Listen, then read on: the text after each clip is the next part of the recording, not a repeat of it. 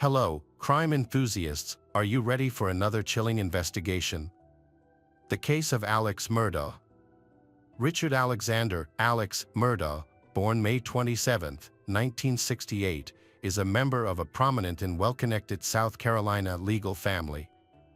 The Murdaugh family has dominated the region's legal system for more than 100 years, with 3 consecutive generations serving as district attorneys of the 14th Judicial District from 1920 to 2006.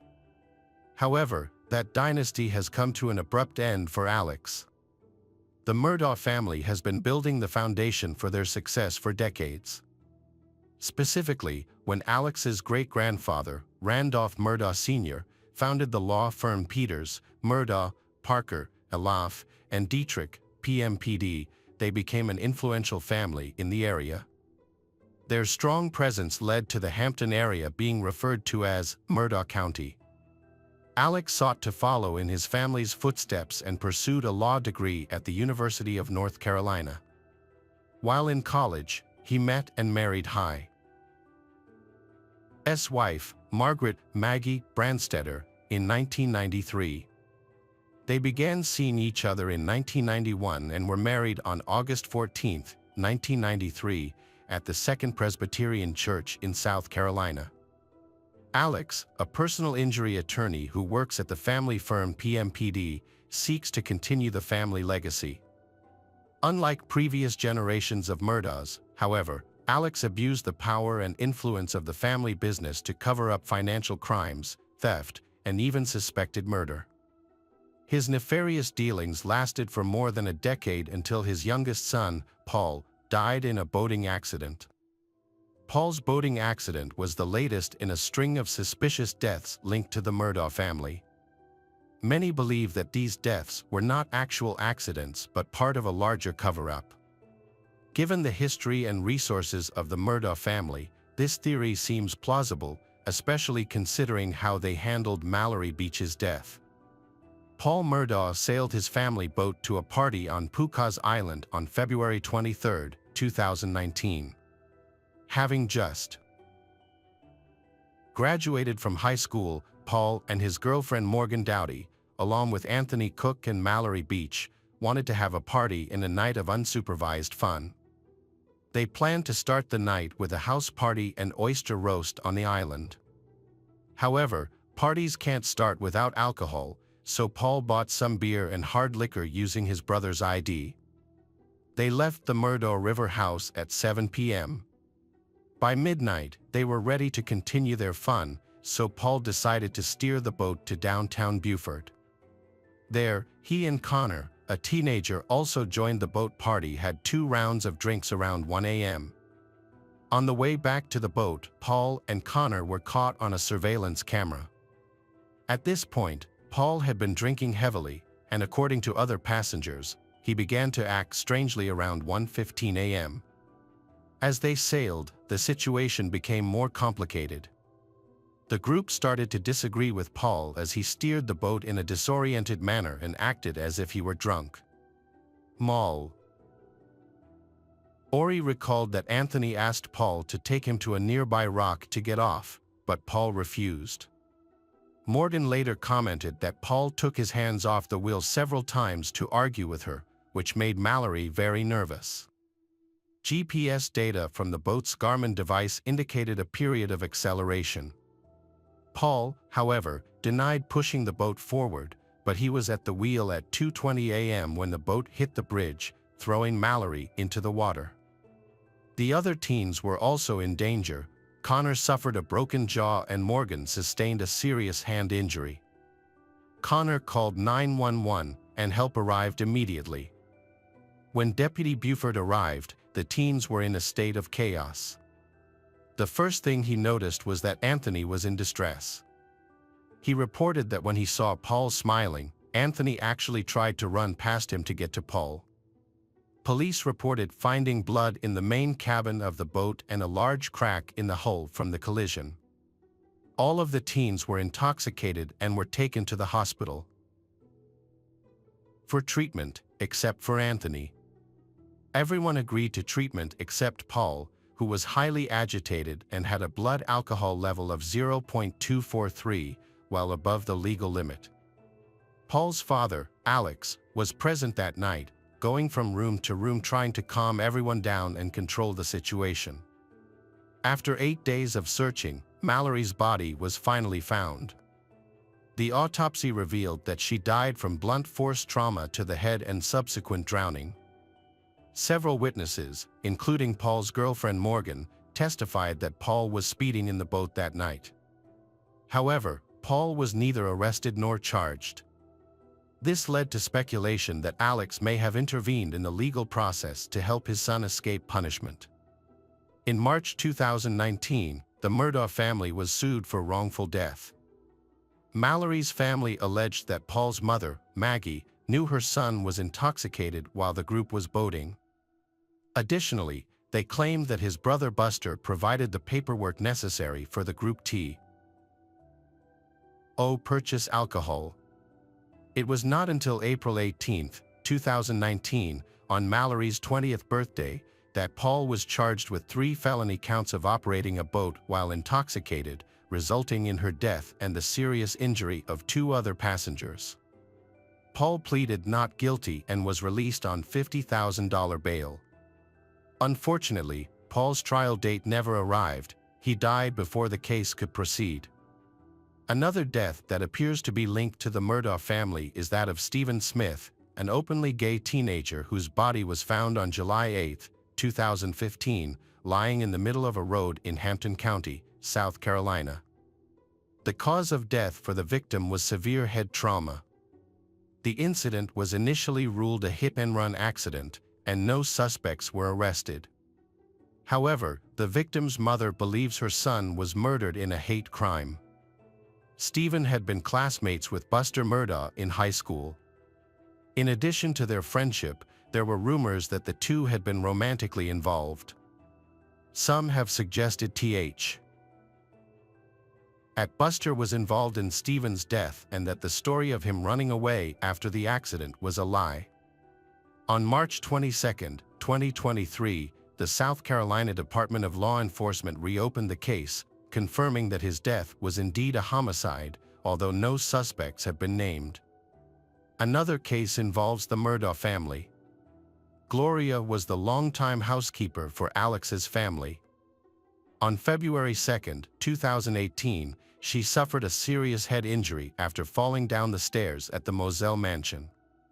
She later died on February 26, 2018, from complications related to the accident.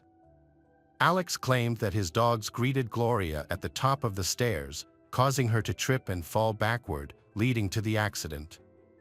It is unclear why no autopsy was performed to confirm Alex's version of events.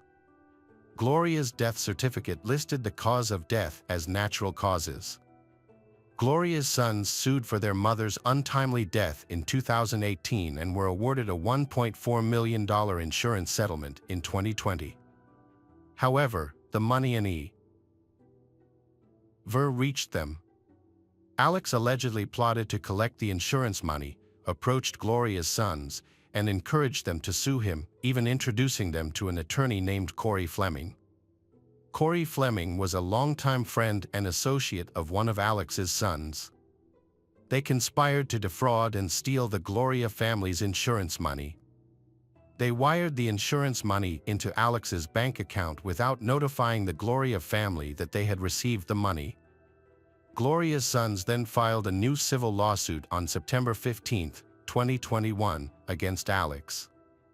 On the same day, state investigators opened a criminal investigation into Gloria's death. Investigators are trying to determine whether there is any criminal liability in her death. Based on a request from the Hampton County coroner, they found that Gloria's cause of death was not due to natural causes. After Gloria's family gave permission, authorities conducted an autopsy to investigate further. In late September 2021, Alex faced multiple charges related to financial misconduct and embezzlement. Before the Gloria family sued, Alex had been involved in fraud and embezzlement for nearly a decade.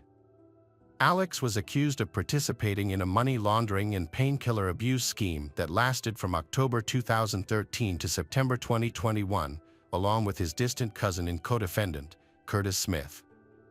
On September 4, 2021, Alex and Curtis conspired to commit murder. Alex provided Curtis with a gun and instructed him to shoot Alex himself, intending for Buster, Alex's only surviving son, to collect Alex's life insurance policy after his death. Curtis went to the location Alex had prepared, where Alex pretended that his tire was flat, and Curtis shot him as instructed. However, the bullet only caused minor injuries to Alex, who called 911 himself. When local law enforcement inspected the scene, they recognized signs of foul play but were unable to prove it. A few days later, Alex admitted that he had conspired with Curtis and staged the shooting. His lawyer informed him that he was mentally unstable and that malicious elements were taking advantage of the situation. They claimed that Alex wanted to commit suicide so that Buster could collect a $10 million life insurance policy. Alex turned himself in when he learned a warrant had been issued for his arrest and was charged with fraud and conspiracy to commit insurance fraud. He filed a police report just 2 days after the incident. Alex announced that he would resign from his family law firm and enter rehab for treatment. After his release, he was quoted as saying that he had made many decisions that he regretted. In September 2021, the South Carolina Supreme Court indefinitely suspended Alex's law license. Further investigation into Alex's life revealed that he had committed several financial crimes, including tax evasion, embezzlement, and misappropriation of funds from clients and the law firm where he worked. Alex was released from rehab on October 14, 2021, and was later arrested. He was charged with 2 felony counts of fraud. The arrest was based on an investigation into the misappropriation of investment funds related to the unnatural death of Gloria. This time, Alex was denied bail. This was just the beginning of Alex's legal troubles. On November 18, 2021, he was indicted on 27 counts of financial fraud, including allegedly stealing money from clients, other lawyers, and the family of his deceased housekeeper. On December 9, 2021, an additional 21 charges were filed against Alex, bringing the total to 48. The charges include 1 count of counterfeiting, 4 counts of money laundering, 7 counts of computer crime, and 9 counts of breach of trust with intent to commit fraud, among others. It is estimated that Alex stole more than $6.2 million from his victims. The investigation into Alex's business dealings has been ongoing, with new charges being filed against him. By June 2022, the total number of charges against him had reached 81. On July 13, 2022, when Alex was officially disbarred, he faced a total of 84 criminal charges and 11 lawsuits. Mallory Beach's mother, whose daughter was a 19-year-old victim, was one of several people who filed lawsuits related to the estate of Margaret and Paul Murdaugh.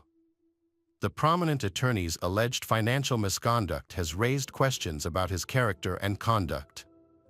The South Carolina Law Enforcement Division, SLED, has decided to review what they know and have accepted as the truth about the double murder and further investigate the financial crimes against Alex. Investigators realized that this was a troubled marriage. Alex and Maggie were experiencing marital difficulties. Maggie was living separately at the family home on Edisto Island, which is a little over an hour's drive from the Moselle estate.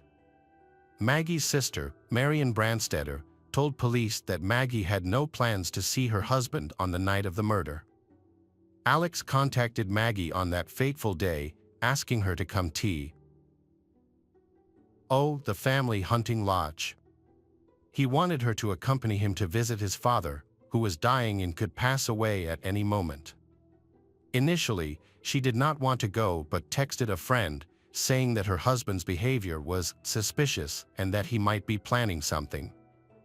She suggested they meet at the hospital instead of following her husband. Eventually, she agreed to drive to the Moselle estate before going to the hospital to visit her ailing father-in-law. However, she was murdered before she had a chance to see him. Maggie and her youngest son were murdered at the Murdaugh family's 1,700-acre farm in Moselle, which included a house, a doghouse, a cabin, and wetlands. Maggie and Paul were shot multiple times near the doghouse. Paul was shot twice with a shotgun, while Maggie was shot 5 times with a different weapon, which ballistics analysis showed was a .300 caliber round from an AR-style rifle. Alex stated that he had taken a long nap that day before visiting his dad, who suffered from dementia. He claimed he was gone for about 45 minutes to an hour and a half, and when he returned, he found his wife and youngest son dead on the floor near the doghouse. Law enforcement reviewed Alex's schedule that night, and he admitted that he had taken a nap on the couch before leaving for his dad. In this case, police investigated the motive behind prominent attorney Alex's murder of his family. Investigators found a key clue. Weeks before the killings, a grand jury subpoenaed Alex's finances for an probe related to his son Paul's 2019 fatal boating accident. This may have been the primary motive. Alex is worried that all his financial wrongdoing will be exposed following a hearing scheduled for June 10, 2021. Furthermore, his law firm has uncovered his misuse of company funds. Gene Singer, the company's chief financial officer at the time, confronted Alex about the missing money on June 7, 2021, the day of the murder. State authorities say the financial pressure used Alex to panic and fear that his world was falling apart. Once a prominent lawyer in South Carolina, Alex devised a bold plan to hide his financial crimes. However, these acts are gradually becoming public and drawing sympathy away from him. On July 14, 2022, 13 months after the shooting that killed his wife and son, Alex was charged with their murders. His trial commenced with charges of murder and possession of a weapon during the commission of a violent crime. The prosecution claimed that Alex used both a handgun and an AR rifle to shoot and kill his wife and son at close range. The murder weapons were never found.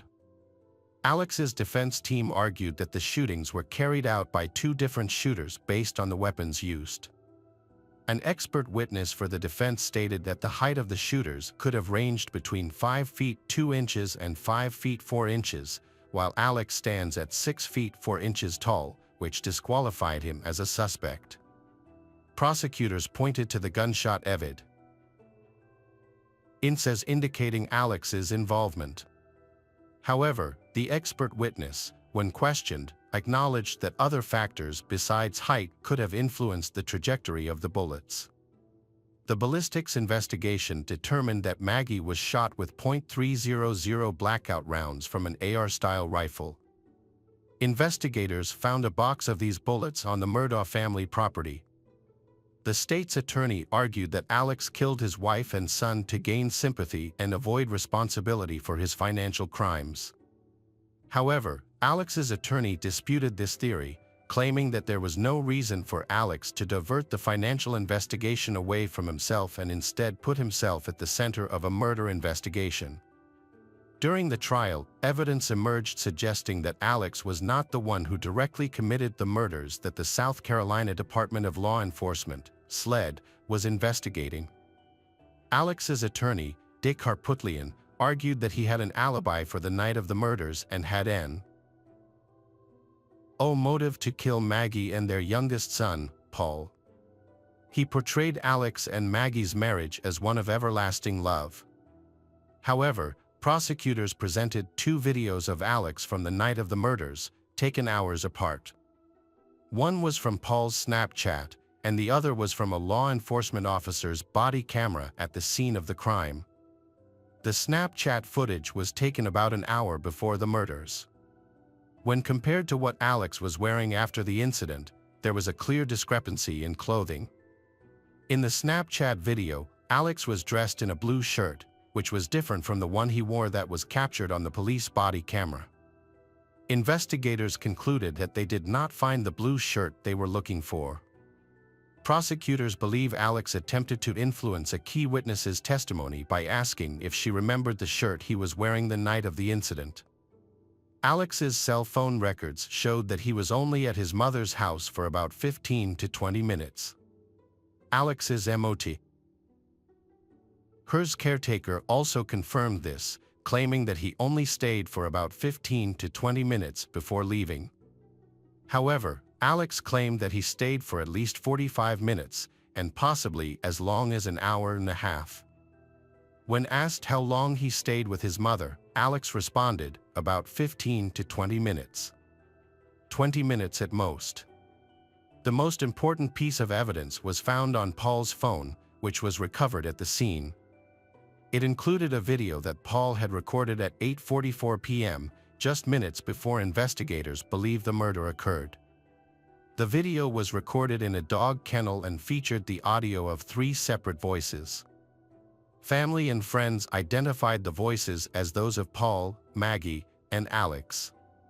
This placed Alex in the vicinity of the murders, although he claimed he was never in the doghouse that night. During the 5th week of the trial, Alex took the stand and insisted that he never intended to harm his wife and son. He admitted that he had lied about his alibi, claiming that his was because he was addicted to opiates and prone to paranoia at the time. Prosecutors argued that after Alex killed his wife and son, he used his wife's phone to make several calls and send text messages to construct his alibi.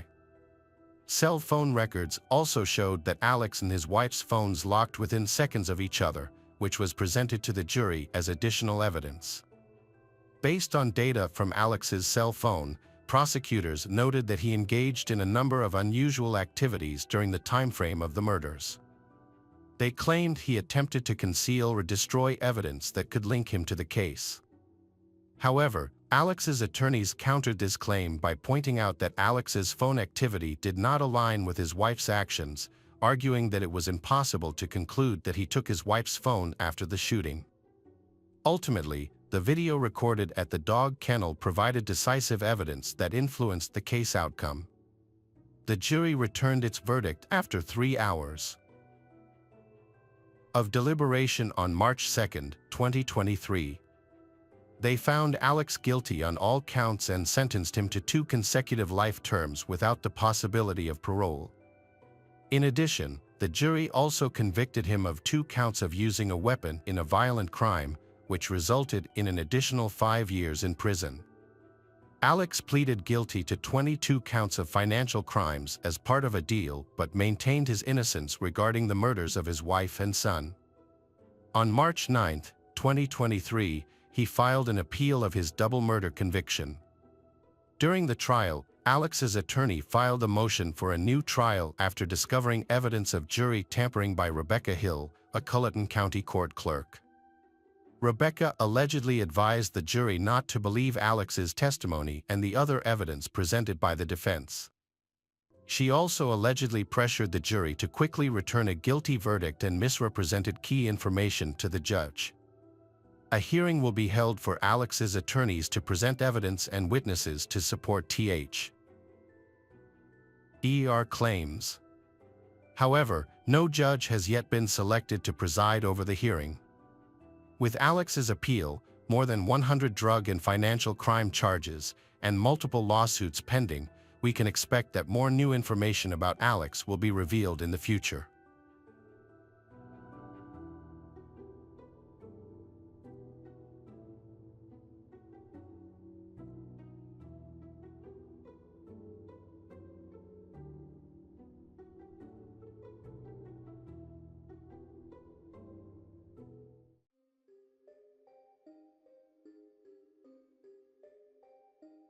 Hello again, true crime fans. We've got another mysterious case to explore.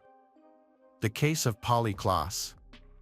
Polly Hannah Klaas was born on January 3, 1981, in Fairfax, California, USA. Her family included her father Mark, mother Eva, and younger sister Annie. After her parents' divorce when she was very young, Polly and Annie lived with their mother in Petaluma, California. As for Mark, he had a new relationship after the divorce, and Polly got along very well with this woman. Overall, their family was very harmonious, and she spent time with both her mother and father, with no problems between them. Polly was a quiet and innocent child who had a few close friends but was generally very shy. However, she found confidence and joy in theater, participating in various school plays and community musicals where she often took the lead role. Her main aspiration is to become a talented musical theater actress. Aside from theater, Polly loves hosting and attending sleepovers with her friends, a regular activity shared among her close-knit group. On October 1, 1993, Polly asked her mother if she could have two friends, Jillian and Kate, over for a sleepover. Her mother agreed, and the two friends arrived at Polly's house in the afternoon. They had dinner together, and the evening went smoothly until Polly's mother went to bed around 9:45 p.m. due to a bad headache. She told the girls that she was going to sleep and asked them to wake her up if they needed any help at any time. After taking 2 sleeping pills, she fell into a deep sleep. The calm night was disrupted after 11 p.m. when Eva, Polly's mother, was jolted awake by the screams of Jillian and Kate. The two girls frantically told her that a man had broken into the house and taken Polly away. Eva made an emergency call to the police and then went to check on her other daughter, Annie, who was in her room, seemingly unaware of the incident. When the police arrived, they started questioning Polly's 2 friends, Jillian and Kate. The girls explained they were in a room, select on a Halloween costume and just having fun. As the night wore on, around 11 p.m., Polly suggested it was time to go to bed, and her friends agreed. She offered to get the inflatable bed she and her mom had set up earlier so the 3 could sleep together. However, when Polly opened the door to her room, a man was standing in front of them, holding a knife and not wearing a mask. Since Halloween approached, 3 girls initially thought man's threatening claims were a prank and burst into laughter. However, the man's facial expression quickly turned to anger, causing them to realize the situation was more serious. He swiftly forcing the girls into a room, where he bound their hands and feet with rope. When questioned about who lived in the house, all 3 girls, including Jillian and Kate, provided the same answer: Polly. Next, the man removed the pillowcases from the pillows and placed them over Jillian and Kate's heads, preventing them from seeing. He instructed the girls to count up to 1,000, assuring them that he would temporarily take Polly away but return her shortly. Unbeknownst to the man, the girls peered through gaps in the pillowcases and noticed his swift departure. Then, they attempted to release themselves from the restraints. After about 30 minutes of struggle, they managed to break free. Upon escaping the room, they immediately sought out Eva to inform her that her daughter Polly had been taken by the man. Jillian and Kate provided the police with a detailed account of the events. They also gave a brief description of the man, who had not worn a mask and no covered his face, allowing the girls to get a clear look at him. As a result, the police were able to create a sketch of the suspect to aid in the search. The investigation at Polly's house did not yield much evidence. Several footprints were found, but they all belonged to Polly, her family members, or friends who had visited the house recently. However, some unusual fibers were discovered on the carpet, which did not match the carpet in Polly's house. Further analysis revealed that these fibers likely came from the carpet of a vehicle. The police then analyzed the cars of individuals who were known to the family and had visited the house, but none of them matched the fibers. This led to the assumption that the fibers were from the kidnapper's vehicle. A palm print was discovered at the scene. At that time, fingerprinting and DNA technology had not yet advanced to the point where it could be compared to a database. However, the print was preserved for potential future use if a suspect was later identified. In Polly's room, a piece of fabric resembling silk was also found. The fabric had a distinctive pattern and appeared to have been cut from a garment with scissors. The police believed this fabric could serve as a valuable clue in the future. A hair was discovered, but its origin remained unknown since DNA analysis was not advanced enough to thoroughly examine it at the time. Polly's case generated one of the largest searches in the United States at that time. Thousands of volunteers joined the search, with 4,000 people combing neighborhoods, vacant lots, and large estates near her home. The police also attempted to locate drivers matching the suspect's description, but all did not bring any results. The police had a narrow 24-hour window to locate Polly after her disappearance, as chances of finding her alive would significantly decrease beyond that time frame. To expedite the investigation, they handed the case over to the FBI and launched an urgent search. However, as the days went by, hopes of a safe recovery of Polly began to dwindle. During the investigation, police inquired about witnesses in the neighborhood, asking if anyone had seen anything unusual on the night of the abduction. Several neighbors reported seeing a suspicious individual lurking around the area, describing him as peculiar-looking. They didn't think much of it at the time because they had no reason to believe the man was capable of committing a serious crime like kidnapping. As a result, they failed to report the incident to the authorities. The police shared a sketch of the suspect with the neighbors, based on a description provided by Polly's friends. The neighbors all recognized the man in the sketch. In a separate investigation, the police also questioned the teachers and staff at Polly's school to see if anyone knew the man or had any information about Polly's disappearance. Unfortunately, no one at the school had any knowledge about the man or the incident surrounding Polly's disappearance. The staff members all had alibis for the time in question, and none of them matched the description or resembled the sketch of suspects. The police have conducted a thorough and comprehensive investigation of the case, they comparing a fiber found in Polly's house to the car mats of teachers and school staff vehicles, but unfortunately, no matches were found. Over time, feelings of hopelessness and fear grew, not only for Polly's family but also for the authorities and the general public. Everyone is concerned about the threat this criminal may pose to society, so they demand that the police quickly solve the case. To gather more information, a $200,000 reward was offered to anyone providing information that could aid in locating Polly. This reward was funded by actress Winona Ryder, who also held a press conference to publicly appeal kidnapper for Polly's safe return. At the time, the internet was still in its early stages, and law enforcement agencies, including the police and the FBI, were unfamiliar with using the internet to locate missing persons. To assist in the investigation, 3 individuals from California took matters into their own hands. They created and posted a picture of Polly, a sketch of her suspected kidnapper, and an advertisement for a reward for any information that could lead to her safe return. Although social media platforms did not exist at the time, other online communication tools were available.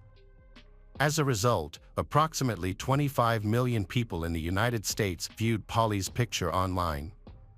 Initially, FBI investigators believed that the internet could play a crucial role in the investigation.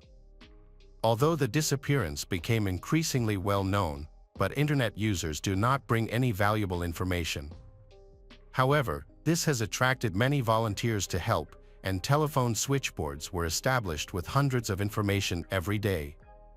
This thing also brings hope in the families of other missing children, who reached out to Polly's family to support and assistance, hoping that by working together, they might be able to find their own missing children.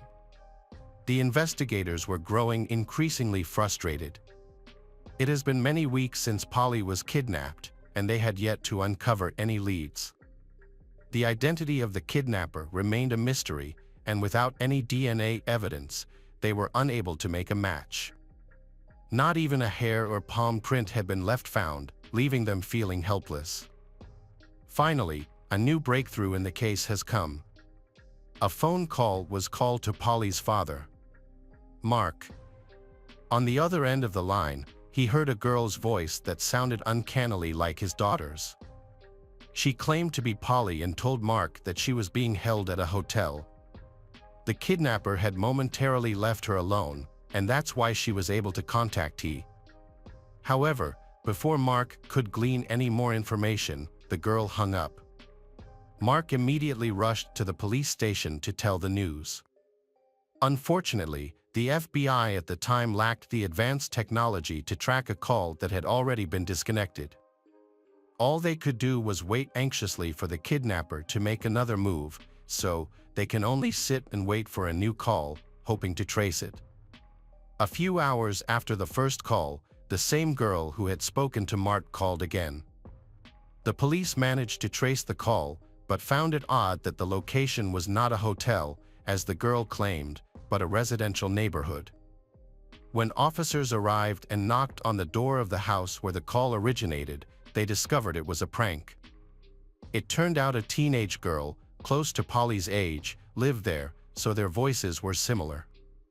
She explained that her friends had dared her to do it. The girl was not arrested or taken to the police station. Instead, her parents were advised to monitor her behavior and remind her not to joke about such serious issues. On November 28, 1993, nearly 2 months after Polly disappeared, police received a call from a woman. She reported that she found 3 suspicious items on a several-acre plot of land she owned. The police, along with the FBI, went to the location and found 3 critical pieces of evidence: a piece of silk identical to one in Polly's room, a pair of ballet shoes that Eva claimed were missing from the house the night Polly vanished, and some duct tape. These evidence led the police to suspect that Polly might have been in the area. Before all this evidence was discovered, on the day Polly disappeared, the same woman went to the police to report a problem. Strangers had been wandering onto her plot of land. She owned a lot of land, which was mostly forest, and had only one small house inside. Although there were signs indicating it was private property, there was no fence to keep people out, so many unknowingly crossed onto her land. Although her land had many intruders, but one particular out in her memory. On the night Polly was abducted, a man drove up to her house in his car, which got stuck in the mud. The nanny, who was caring for the woman's son, was the first to notice the man but didn't approach him because she was too scared. The homeowner also didn't approach him, as she thought he looked angry. They decided to call the police. When the officers arrived, they interrogated the man about why he was there. He explained that he hadn't realized it was private property and promised to leave quickly. However, he requested their assistance in getting his car out of the mud. The officers noticed that the man seemed very nervous, scared, and sweaty, and he also appeared to be under the influence of drugs. Since they were unable to conduct a drug test at the time and the man was not acting aggressively, they were unable to arrest him. The officers helped him out of the mud, and he eventually drove away. This man was Richard Allen Davis, born in 1954 in San Francisco, California. His childhood was troubled due to the violence inflicted by his parents. When he was 12, his parents separated. His mother completely disowned him, saying she wanted nothing to do with him, and left him with his father. Richard's father was very irresponsible, often leaving the house for hours or even days. Richard was frequently left alone, sometimes staying with neighbors and sometimes staying with some of his relatives. During his teenage years, Richard began engaging in criminal activities such as stealing and fighting, which led to several months in reform school. At 17, Richard committed a violent robbery that almost resulted in the victim's death.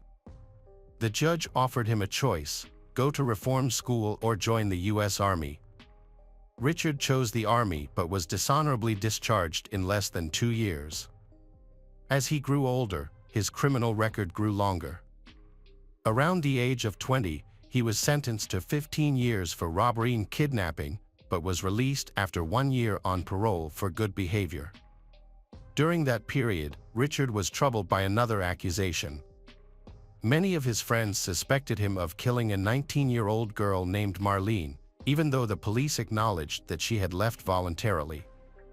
However, those close to Marlene believed Richard was responsible for her death, occurring the night they attended a party together. These were merely rumors, with no evidence to support them. When Polly went missing, Richard was having a difficult time, and he had no fixed address, so his whereabouts were unclear.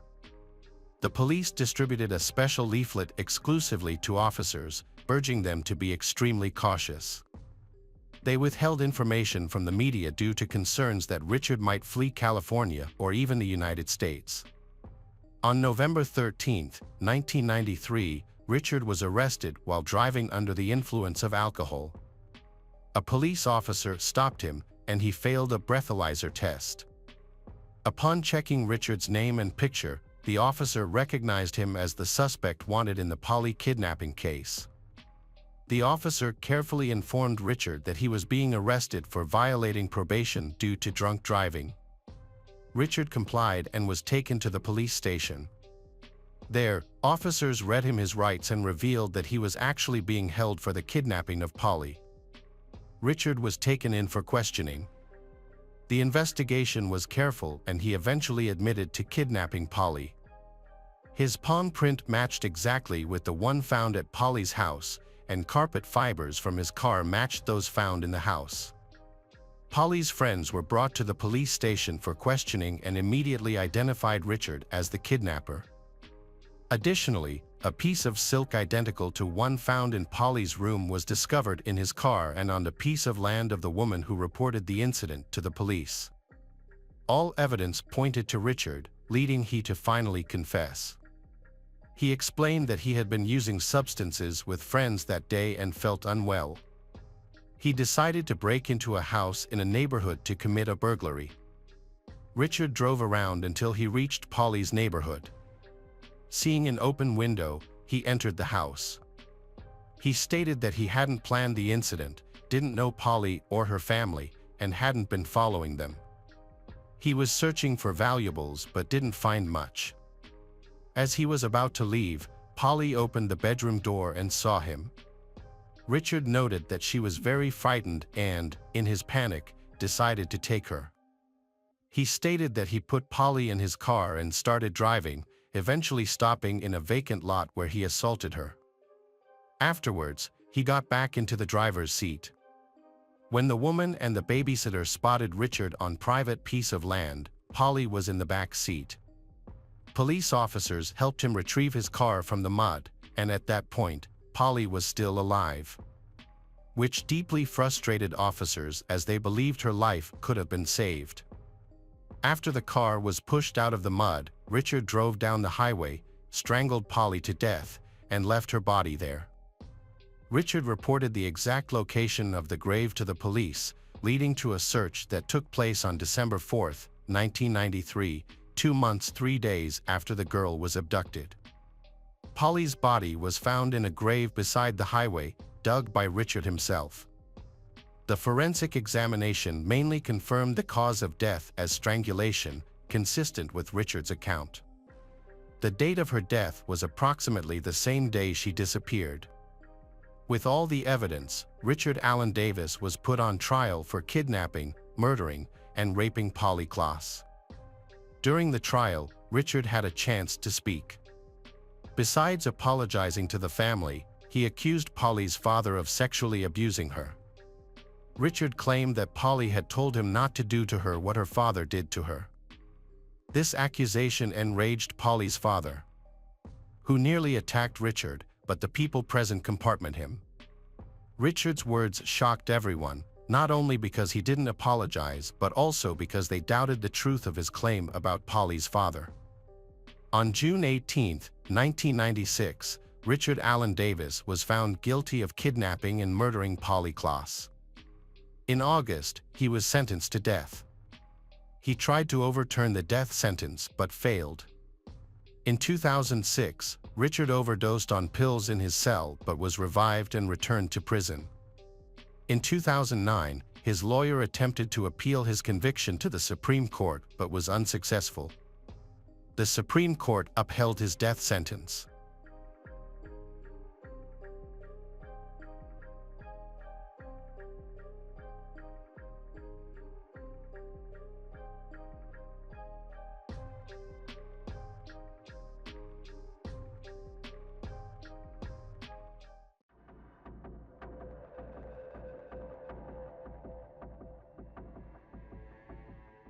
Welcome back to our channel. Today, we will explore a new case, the case of John Allen Chau. We'll embark on a journey to the enigmatic North Sentinel Island in the Andaman Islands, India, to explore the lives of the Sentinelese. The island's inhabitants, they live in complete isolation from the modern world, maintaining a hunter-gatherer lifestyle that dates back tens of thousands of years. Known for their hostility towards outsiders, their language, beliefs, and social structure remain largely unknown, making them a symbol of prehistoric isolation. Tourism has been rapidly developing on the Andaman Islands, attracting visitors from around the world to experience its breathtaking natural beauty. Travelers come to admire the majestic mangrove forests, stroll through lush, tropical jungles, relax on pristine sandy beaches, and savor fresh local cuisine. However, let's turn our focus to North Sentinel Island. This isolated island spans nearly 60 square kilometers and has a roughly circular, shield-like shape. It typically enjoys bright sunshine, but also experiences seasonal winds and monsoons. Satellite images reveal that the island is surrounded by coral reefs and sandy beaches. Almost the entire island, apart from the coastline, is covered by dense tropical forest. Despite thousands of satellite images being taken, the thick forest canopy conceals anything beneath it. Adding to the island's enduring mystery, it is important to note that visiting North Sentinel Island has been strictly prohibited since 1956 under the Protection of Aboriginal Tribes Act for the Andaman and Nicobar Islands. It is illegal to approach the island. A restricted zone of 8 kilometers has been established around it. The Indian Coast Guard regularly patrols the surrounding waters, and anyone attempting to enter the island faces severe penalties, including heavy fines and imprisonment. Additionally, visiting many nearby islands also requires official permits. The Sentinelese remain isolated, fiercely defending their territory despite efforts to make contact. Nearly all attempts have failed. If someone were stranded on the island, Indian authorities would not intervene. Their population is estimated between 80 to 150 individuals. As no official count has been made, they rely on a diet of wild boar, fish, shellfish, and plants, avoiding contact with the outside world and fishing only within their lagoon. They remain within their reefs, fishing only in their lagoons, while they use canoes. These are limited to shallow waters, where they propel themselves forward with long poles that reach the seabed. So, the Sentinelese are believed to be unable to move in deep waters, as they have not developed the use of oars. Physically, they are distinctive, broad, muscular, and relatively short. With an average height of about 1.6 meters, none of them are obese. Interestingly, the Sentinelese place high value on metal. During their rare interactions with the outside world, they have been seen using arrows with metal tips. In 1974, they took aluminum cookware left behind by the National Geographic Society. The first recorded observation of the Sentinelese occurred in 1771, when Indian sailors passing by noticed a fire on the island's shore. Almost a century later, in 1867, an Indian merchant ship ran aground on one of the island's reefs. The crew reached the shore in search of food and water, but after 3 days, they were attacked by a group of islanders. At the time, no one knew anything about the Sentinelese. In the end, the crew was rescued by a naval team in their rush to escape. The sailors abandoned the damaged vessel and fled to safety. In January 1880, British naval officer Maurice Vidal Portman led an expedition to North Sentinel Island to establish contact with the indigenous people. However, when his team arrived, they could not find any Sentinelese, as the inhabitants had seemingly hidden out of fear. The team followed trails that led to an abandoned village, but no one was there. After several days of fruitless searching, they finding abandoned villages and roads, his team captured 6 people, including an elderly man, a woman, and 4 children. The man and woman died of disease shortly after their arrival in Port Blair, and the children also began to fall ill.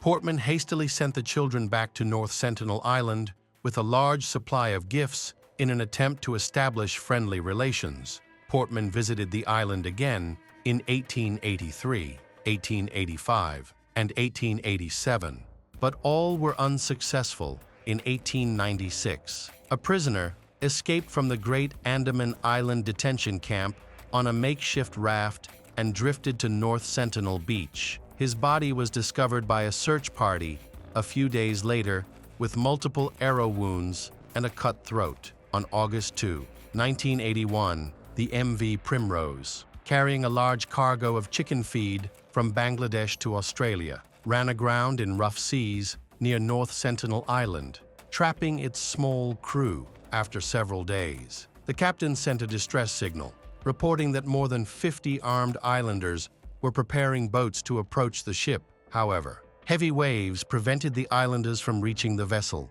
and their arrows were deflected. The 31-member crew had to stay vigilant, armed with axes, pipes, and flare weapons. Nearly a week later, the crew was evacuated by a civilian helicopter chartered by the Oil and Natural Gas Corporation with the assistance of the Indian Navy. After the evacuation, the Sentinelese scavenged the abandoned shipwrecks for iron to use in making weapons. Muhammad, a scrap metal dealer contracted by the government to dismantle the Primrose, recorded friendly exchanges of fruit and small pieces of metal with the Sentinelese, who often approached the wreck at low tide. 2 days later, in the early morning, 3 Sentinelese canoes, carrying about a dozen men, approached the Primrose, initially apprehensive. The crew threw bananas to the islanders in an attempt to attract them and reduce the possibility of conflict over the next 18 months. The Sentinelese regularly visited the crew while they continued salvage work on the abandoned ship.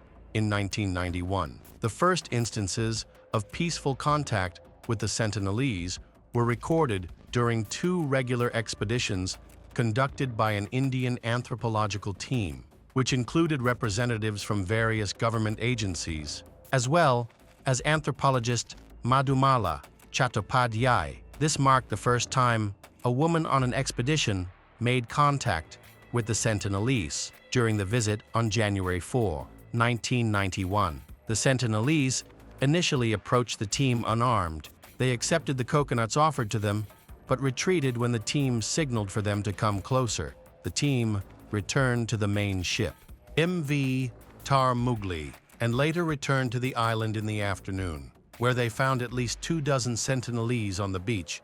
One of the men aimed a bow and arrow at the team, but a woman pushed the arrow down, prompting the man to bury his weapon in the sand. For the first time, the Sentinelese approached the boats quite closely. The tribal welfare director then personally handed over 5 bags of coconuts. In 1995, the Indian government decided not to forcibly contact or assimilate the Sentinelese into modern civilization. By 1996, all visits to North Sentinel Island were completely stopped. In 2004, a massive tsunami devastated the Indian Ocean region, displacing hundreds of thousands of people and claiming many lives. This natural disaster also significantly affected North Sentinel Island. Tectonic activity caused the island and nearby seabed to rise by almost 2 meters. This uplift exposed the surrounding coral reef, which dried out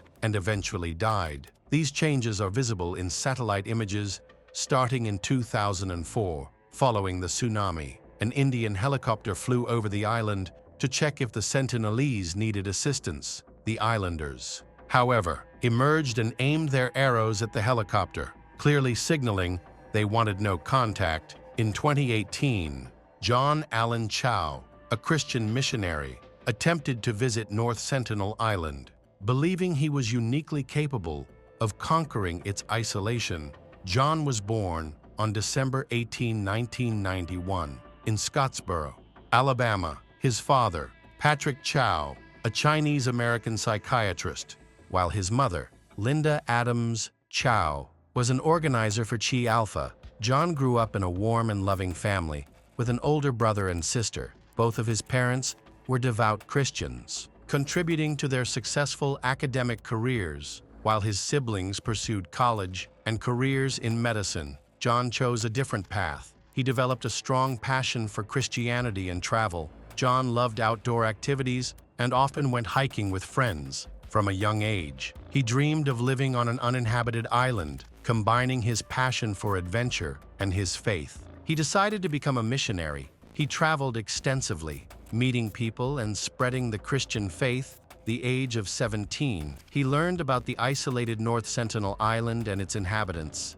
John believed he could help the Sentinelese by introducing them to Christianity and connecting them with God. In 2015, John took his first trip to the Andaman Islands. Although he avoided getting too close to North Sentinel Island, he began studying the area, building connection, and preparing for a future mission. He returned home without visiting the island he had dreamed of, but resolved to go back. By 2016, John was living in California, working as a guide, and traveling across the United States. Next year, he also organized a missionary training camp to teach others how to engage with remote tribes. John became deeply fixated on North Sentinel Island and frequently discussed it with friends and family. He shared his plans to visit the island. John believed it was his divine mission to tell the Sentinelese about God and bring light to their dark world. In October 2018, John traveled to Port Blair to prepare for his trip to the island. He created picture cards for communication, collected gifts for the islanders, and bought medical supplies and other essential items to prioritize the safety of the Sentinelese. To minimize health risks, he vaccinated himself against common viruses and self-quarantined for 11 days. Despite efforts, John could not secure official permission, making his trip illegal under Indian law. Determined to proceed, he approached local fishermen and eventually convinced 3 of them to take him close to the island for $400. Late on the night of November 14, 2018, the fishermen secretly took John aboard their motorboat and set out to sea. Their destination was about 60 miles away. By early morning on November 15, they reached the waters near North Sentinel Island. Despite the fishermen's warnings, John left the boat, got into his canoe, and paddled alone toward the shore. As he approached, the Sentinelese noticed him while he was still in the water. They shouted in their language, clearly expressing their displeasure at the unexpected visitor. The islanders exchanged looks and then decided to defend their territory. They aimed their arrows at John, who panicked and quickly retreated to his canoe, paddling as fast as he could. He returned to the motorboat, narrowly escaping harm. Although terrified by the experience, John was deeply disappointed. His mission had failed, and all his efforts felt futile. The next day, John decided to return to the island. As he paddled toward the shore, he heard the cries of the islanders and the sound of drums. Soon, he noticed a man standing on a high coral reef. The man, his chest painted white, said something to John. In an attempt to communicate, John repeated the man's words and sang a prayer in response. The islander laughed loudly. Suddenly, more Sentinelese appeared on the shore. Gathering into a crowd, John offered them gifts, but 2 men dragged his canoe into the dense forest. At one point, a young islander aimed an arrow directly at him. Panicking, John held up his Bible. The arrow struck the Bible, sparing him. Startled and afraid, John fled into the water. He swam as fast as he could. Once he could no longer touch the sea floor. After swimming about a mile, he reached the fisherman's boat that had brought him to the island and managed to escape to safety. Disheartened, that day, he wrote in his journal, "Lord, is this island Satan's last stronghold, where none have heard or even had the chance to hear your name? The eternal lives of this tribe is at hand, and I think it's worthwhile to declare Jesus to these people. Please do not be angry at them or at God. If I get killed, don't retrieve my body." Early on the morning of November 17, John set out once more for the wild island. This time, in a motorboat with the fisherman before switching to his canoe. He wrote in his journal, "I hope this is not my last entry, but if it is, glory to God," wearing only black shorts. John climbed into his canoe and paddled alone toward North Sentinel Island. For the third time, the fisherman stayed in the motorboat at sea with John's belongings, waiting for him until the afternoon. When John failed to return, they left and went home the following day. The fishermen returned to the island to observe the shoreline from a distance and search for John. They noticed something unusual on the shore. As they looked closer, they realized it was a motionless man resembling John, dressed in black shorts. While they watched, the Sentinelese came on, dragged the body off the beach, and disappeared into the jungle. Frightened, the fishermen returned to Port Blair and informed John's family of his death. John's parents, friends, colleagues, and acquaintances were heartbroken. Though they understood the drastic decision he had made in pursuit of his missionary work, the authorities now faced two key questions: what steps to take next, and whether to attempt retrieving John's body to return it to his homeland. Upon examining John's journal, the police discovered an entry where he had written, "If it happens that I am killed, I ask that my body not be taken from the island." 3 days after John's death, his family shared a post on social network announcing that John had died in India while engaging with the Sentinelese tribe on the Andaman Islands. Part of their message read, "We forgive those reportedly responsible for his death. He went to them willingly, and no one should face prosecution because of his actions." The authorities ultimately decided not to file any criminal charges. The fishermen who had transported John to the remote island were released on bail, despite several attempts by the Indian police to recover John's body. The operation was deemed too dangerous, and officials chose not to proceed. To this day, John's death has not been officially confirmed. His mother, Linda, continues to believe that her son is still alive and living on the island. She tells the media that John will return one day and share the truth himself. Meanwhile, his father, Patrick, holds the missionary organization responsible for John's death, accusing them of pressuring his son into taking such extreme risks and encouraging him to visit the perilous island. The future of the Sentinelese remains uncertain. Will they be able to preserve their way of life on their secluded island? In a way, their independence from the challenges of modern life could even inspire a sense of admiration.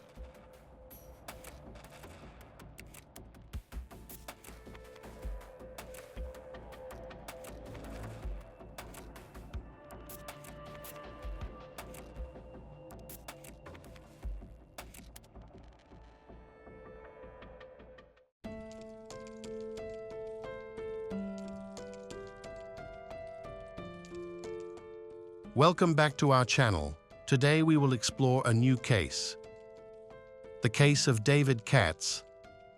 The Katz family lived in Baltimore, Maryland, and were relatively well off. Richard Katz and Elizabeth were highly educated professionals. Richard worked as an engineer at NASA, designing space technology, while Elizabeth worked in pharmacology. Together, they raised 2 sons, Brandon and David, in the early years of their marriage. The family enjoyed a happy and loving environment, but as time went on, the boys grew and everything started to change. In 2006, Richard and Elizabeth decided to separate. David Katz struggled with severe mental health issues from a young age. Between the ages of 9 and 12, he visited numerous psychiatrists who prescribed him strong medications, including antidepressants and antipsychotics. His parents' disagreement over how to manage his condition was a major factor in their decision to separate. Brandon and David faced significant challenges during this difficult period in their lives. His classmates described David as shy, quiet, and antisocial. David kept to himself, rarely made friends, and preferred solitude. He was also deeply passionate about video games, spending most of his free time in his room playing Madden NFL, a sports simulation game. Madden NFL, named after coach and sports commentator John Madden is a popular series of American football video games. With a new edition released annually, David graduated from Hammond High School in 2011. He enrolled at the University of Maryland to study environmental science. However, he showed little interest in his studies or pursuing a career. Instead, he became increasingly absorbed in the virtual world.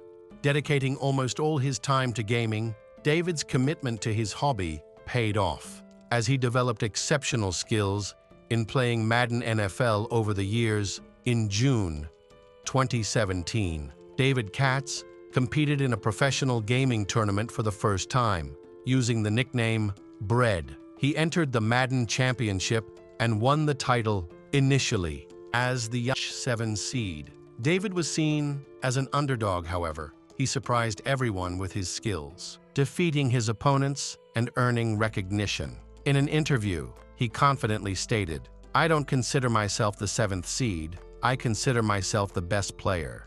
And I like that I was able to prove that." Fellow players congratulated him on his victory and wished him success in future competitions. David was ecstatic about his win and felt on top of the world, also taking home a $10 cash prize. He continued to enter several other tournaments, but did not achieve similar success despite the loss. He remained undeterred. He built a career in the gaming world, earning an income and establishing a strong reputation in the community. Today, many gamers look up to him as an inspiration for pursuing a career in gaming. David's online popularity grew, but things were not as bright for him in real life. David was born in 1993, and his childhood was marked by challenges. Over the first 16 years of his life, 26 calls were made to the police from the Katz family home, mainly due to domestic disputes and conflicts. Despite the medications, his condition showed little improvement. 2 years later,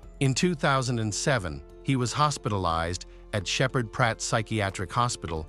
During his stay, doctors increased the dosage of his antidepressants. That year, David was treated at 4 different psychiatric hospitals. By this time, David's parents were divorced, and he was alternating between living at his mother's and father's homes, along with his older brother, Brandon. However, David spent most of his time with his mother. He confided in close friends that he hated living with her and wished he could live with his father. However, according to custody court documents, this was not permitted. Elizabeth twice packed David's belongings into a suitcase and forced him to leave the house. One of these incidents occurred on Mother's Day in 2007. That same year, he was enrolled in a treatment program for troubled teens. Spending several months in the wilderness, Elizabeth admitted him to the program without seeking approval from her ex-husband. 2 years later, on December 22, 2009, David wrote a letter to the judge while his parents' custody battle was still ongoing.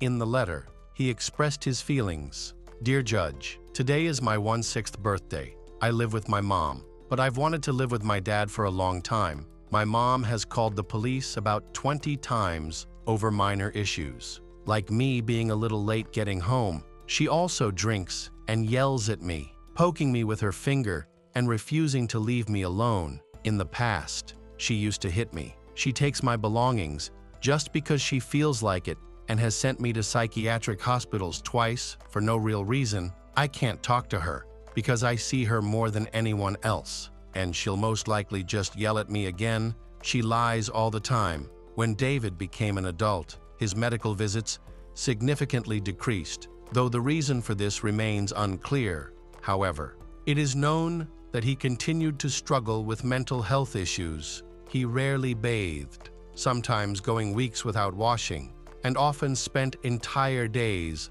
playing video games, especially his favorite, Madden NFL. He would stay up until 4 a.m. and frequently paced in circles around the house. David was diagnosed with dysthymia, a chronic mood disorder characterized by low energy and a persistent, mild depressive state. Unlike major depression, dysthymia lasts much longer. People with this condition often mistake their symptoms as part of their personality, and only a qualified specialist can provide an accurate diagnosis. In addition to dysthymia, David was also diagnosed with oppositional defiant disorder, a condition defined by frequent anger, irritability, and defiance toward authority figures. For David, these authority figures were his parents. Over time, David became increasingly detached from reality. He spent almost all his time online and rarely interacted with people face to face, while he was recognized as a talented Madden player. Other gamers found him socially awkward and withdrawn at tournaments. He often made blunt, insulting remarks, avoided eye contact, and showed little to no emotion. David refused to engage with other players, did not seek friendships, and declined to shake hands with opponents. Regardless of whether he won or lost, David was always considered an unusual person, but no one ever felt uncomfortable around him. That all suddenly changed in the summer of 2018. Good Luck, Have Fun Game Bar, an arcade venue at the Jacksonville Landing Indoor Market, hosted a Madden NFL 19 video game tournament on August 26, 2018, with approximately 130 to 150 participants and spectators in attendance. At around 1 p.m., David was eliminated from the tournament after losing to his main competitor, Elijah Clayton. David was visibly upset after the loss and refused to shake Elijah's hand. His frustration stemmed not only from the defeat, but also from a contentious history between the two. Elijah had frequently mocked David for his social awkwardness before the tournament. David had written a guide to help players improve their Madden skills, but Elijah shared it online without permission, depriving David of the opportunity to monetize his work. They had also had a tense incident earlier at another tournament when they both called a taxi to the airport. When the car arrived, Elijah quickly got in, closed the door in David's face, and left alone. Back to the event on August 26. After losing to his longtime rival Elijah, David left the game bar and went to a nearby pizzeria. While there, he removed his sunglasses, placed them on the edge of a table, abruptly stood up, and left at 1:30 p.m. David returned to the event. Where the tournament was still ongoing, he pulled a weapon from his backpack and dropped the backpack on the floor. None of the gamers present realized the tragedy that was about to unfold, and the entire event was being streamed live on social platforms. David aimed his weapon directly at Elijah. At that moment, the live stream camera briefly focused on Elijah, showing a red laser dot from David's weapon sight on his chest. Seconds later, as the camera switched back to the game, David attacked him. Elijah was struck by 3 bullets, one in the chest, one in the forehead, and one in the right eye. He died instantly. Still seated in his chair after killing Elijah, David began attacking others in the game bar. The attack lasted about 20 seconds before David turned the weapon on himself and ended his own life. By 1:35 p.m., the first responders, a fire brigade conducting training exercises near the game bar, arrived at the scene of the tragedy and provided aid to the victims. In total, David Katz injured 12 people. 2 of them, along with David, died, while the remaining 10 suffered non-fatal injuries. The victims who were killed were Elijah Clayton and Taylor Robertson, who was attacked in the back as he tried to flee from the game bar. Elijah Clayton, 22 years old, known in the gaming community by the nickname True Boy. From Woodland Hills, California, he was a high school graduate, played football, and had a passion for video games. Initially, Elijah had not planned to attend the Madden NFL 19 championship, but changed his mind at the last minute and decided to participate. Taylor Robertson, 27 years old, from Ballard, West Virginia, is a professional gamer known by the nickname Spot Me Pliz outside of gaming. He worked as an accountant and credit analyst at a major bank and had a family. During the investigation, police discovered that David had severe mental health issues. Detectives initially believed his motive was rage over losing to a rival. However, it was later revealed that David had been planning the crime 2 weeks before the tournament. he legally purchased 2 firearms equipped with high-precision sights in his home state of Maryland. David stored the firearms in his car and brought them to the tournament. He carried a weapon on his belt, which he never used, and kept another weapon in his backpack, which he used to kill 2 gamers before taking his own life. Police were puzzled by how David was able to purchase the weapons so easily, as this appeared to be a clear violation by the firearm seller. Soon, details about David Katz's troubled life came to light. It was revealed that he had been prescribed strong antidepressants and antipsychotic medications from an early age and had been treated in psychiatric hospitals multiple times. This was likely a significant factor in the case. David was far younger than recommended when he started using these drugs, sadly. Before the tragedy happened, no one could have predicted that this quiet, introverted young man could act so coldly. Perhaps the tragedy could have been prevented if the game bar had security measures like metal detectors in place. This might have stopped David from bringing weapons to the tournament so easily following the Jacksonville attack. Numerous lawsuits were filed against the organizers of the Madden NFL 19 event, the game bar owner, the pizzeria, and the seller who sold David Katz 2 weapons. All parties were held accountable.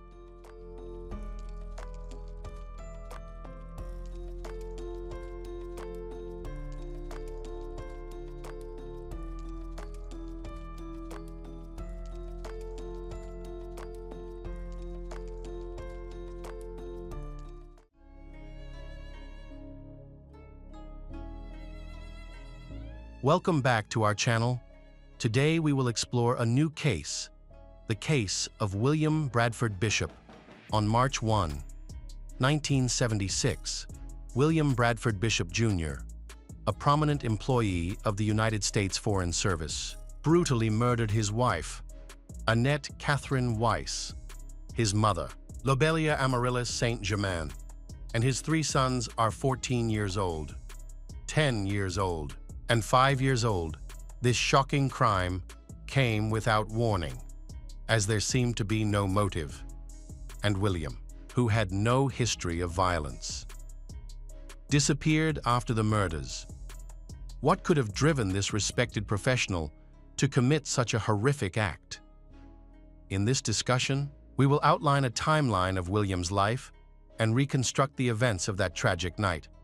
In order to answer this question, William was born on August 1, 1936, to Lobelia Amaryllis, St. Germain, and William Bradford Bishop Sr., growing up in a wealthy family in Pasadena, California. William had a privileged childhood filled with opportunities, however. This wealth also created pressure for him to prove himself. Families with generational wealth often expect their descendants to increase the family fortune, and William became fixated on maintaining that expectation throughout his life. William had every opportunity to acquire the skills needed to succeed in high society. He was a naturally intelligent and talented boy, with a remarkable ability to learn languages and a genuine interest in exploring different cultures, which positioned him well for a career in the Foreign Service by the time he graduated from South Pasadena High School. Everyone anticipated great achievements from him. He was not only an outstanding student, but also athletic and charismatic, qualities that made him appear to be a natural leader. His impressive height of over 6 feet further enhanced his appeal, however. Beneath his seemingly perfect exterior lay a deep obsession that only a few close to him could recognize. William was an extreme perfectionist. This same drive that propelled him forward in the Foreign Service also made him quick to anger, which likely contributed to his violent outburst on the night of the incident. There was no sign of the uncontrollably violent William, at least. No one who knew him casually would say that he was violent. He graduated from Yale in 1959. The only person who may have glimpsed his true nature was his wife, Annette Catherine Weiss, whom he married a few months after college. Little is known about Annette's early life, but we do know She met William in high school when she was a freshman. It's likely that she was quickly attracted to him, as he was an athletic and charismatic junior, and they began dating shortly thereafter. Those who knew Annette described her as quite different from her outgoing husband. While William enjoyed going out and socializing, Annette preferred to stay home and care for their children. Annette has always loved children. She was a gentle and kind woman with a remarkable ability to understand what children needed, which likely made her a wonderful mother. This talent may have also helped her soothe her easily frustrated husband on various occasions. Sadly, any potential witnesses who could shed light on their marriage have long since passed away, leaving us with only testimonies and sparse evidence to piece together their life together. However, one undeniable fact about William recently came to light. He cheated on Annette, possibly with multiple other women. This detail would be crucial in reviving interest in his case decades down the line. The early years of their marriage were said to be quite happy, as high school sweethearts. They represented what true love could look like, at least if we observe the surface and ignore all the rest. After marrying Annette, William focused on building the legacy he had always envisioned. He was multilingual, speaking Italian, French, Spanish, and Serbia-Croatia, and had a genuine passion for immersing himself in other cultures. With his education from Yale, he was well suited for a role in counterintelligence shortly after their wedding. He joined the Army's 3rd Military Intelligence Battalion and was stationed in Italy. For Annette, living in Europe must have felt like a dream, coming from a middle-class background. She may not have traveled outside the country before. During the next 4 years, William earned a reputation as a dependable soldier. Reports suggest that he was promoted and received several medals before being honorably discharged in 1963. By then, he had already traveled the world and worked with classified documents, demonstrating his ability to navigate foreign environments, desperate for recognition. William decided to join the Foreign Service after leaving the U.S. Army in 1966, where he had achieved the rank of Major. His first son, William Bradford Bishop III, was born about 2 years before he left the Army. Later, Annette gave birth to another son named Brenton Germain Bishop while stationed in Italy. The family lived in cities such as Verona, Milan, and finally, Florence, where Annette had their youngest son, Geoffrey Corder Bishop, about a year after Geoffrey's birth. William was informed that his next assignment would be in Africa. William enjoyed being involved in the tumultuous times of African history, and his career was thriving. In 1974, he was promoted to Assistant Chief in the Division of Special Activities and Commercial Treaties and was invited to work at the State Department's headquarters in Washington, D.C. William was not someone who preferred to work at a desk. From the very beginning, it was clear that he wanted to be off abroad, immersed in a new culture where he could flex his knowledge of languages, whether or not the move to Africa disturbed him. Having to come back to Washington may have been even worse. This is all speculation. Of course, what he wanted more than anything else was to maintain his upper-middle-class lifestyle. William felt that his career needed to maintain that exponential growth he'd seen early on.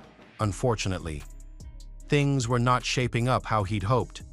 After being promoted to Assistant Division Chief, William eagerly awaited another promotion that never came. At this time, he and his family moved to a home in Bethesda, Maryland, allowing his mother, Lobelia, to stay with them. Juggling the responsibilities of raising 3 kids is challenging, so Annette likely appreciated the extra help. However, we may never fully understand how William felt about his mother's presence, given how events unfolded. It's possible he felt resentment towards her living with them. Reports indicate that Lobelia often criticized William for not advancing in his career. Leading to increasing tension over time, William began facing financial troubles. His government salary was no longer sufficient to cover his bills, and he might have had to ask his mother for financial assistance, which would have deeply affected his pride. His colleagues noticed that he became increasingly irritable at work, often complaining about being overlooked for promotions he believed he deserved. While seeming to blame everyone except himself, William held a belief that he was superior to others and deserved rapid advancement. Achieving the position of assistant division chief at 38 may not have seemed impressive to him. He likely felt he should have accomplished more after spending over a decade in the Foreign Service. These thoughts, alongside other undisclosed factors, may have contributed to his gradually darkening mindset, which eventually drifted toward thoughts of homicide. An analysis of William's personal diary revealed that he was under significant stress during his 2-year stay in Washington, D.C. He complained of difficulties sleeping, and his psychiatrist prescribed a sedative called Serax, which was ineffective or at least did not help him fall asleep.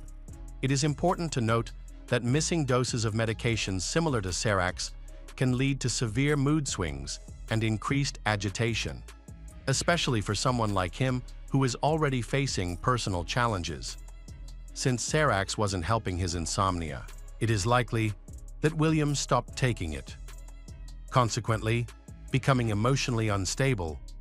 The lack of sleep took a toll on him, and he also mentioned struggling with chronic depression, which medication could not alleviate. Additionally, various life events contributed to the emotional turmoil he was experiencing, a turmoil that would eventually drive him toward profound violence. Reports indicate that William was facing an impending Internal Revenue Service audit due to significant financial issues in his tax filings. This situation likely added stress to his personal life. He dealt with his mother's ongoing criticism about his career stagnation, along with his own frustration at being stuck in a desk job. He set his sights on a possible promotion that would send him back abroad. But this created further tension with his wife. His controlling personality may have made it difficult for Annette to fully enjoy living in different countries.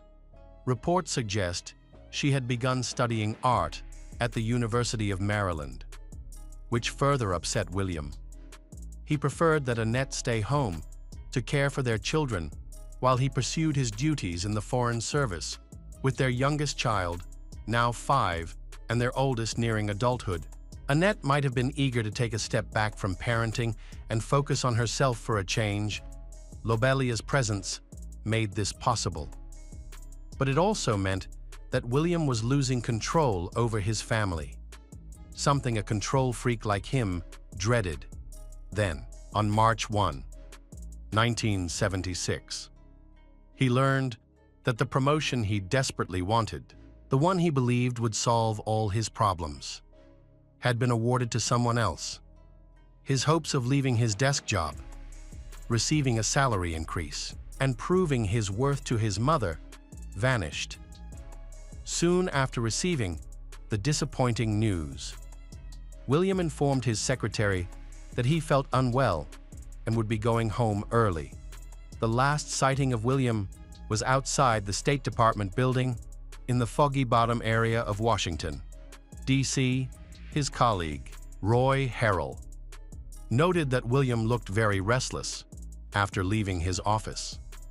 The details of William's movements became unclear, but police confirmed that he withdrew all the money from his bank account. The amount he took out varied between a few hundred and a few $1,000s, highlighting how little he had after withdrawing the cash. William likely went to Montgomery Mall, where he bought a ball-peen hammer and a gas tank. He filled his car and the spare gas tank at a nearby gas station. Following that, he visited a hardware store and purchased a shovel and a pitchfork. He arrived home between 7:30 and 8 that evening. With the hammer in hand, police determined that he killed Annette first.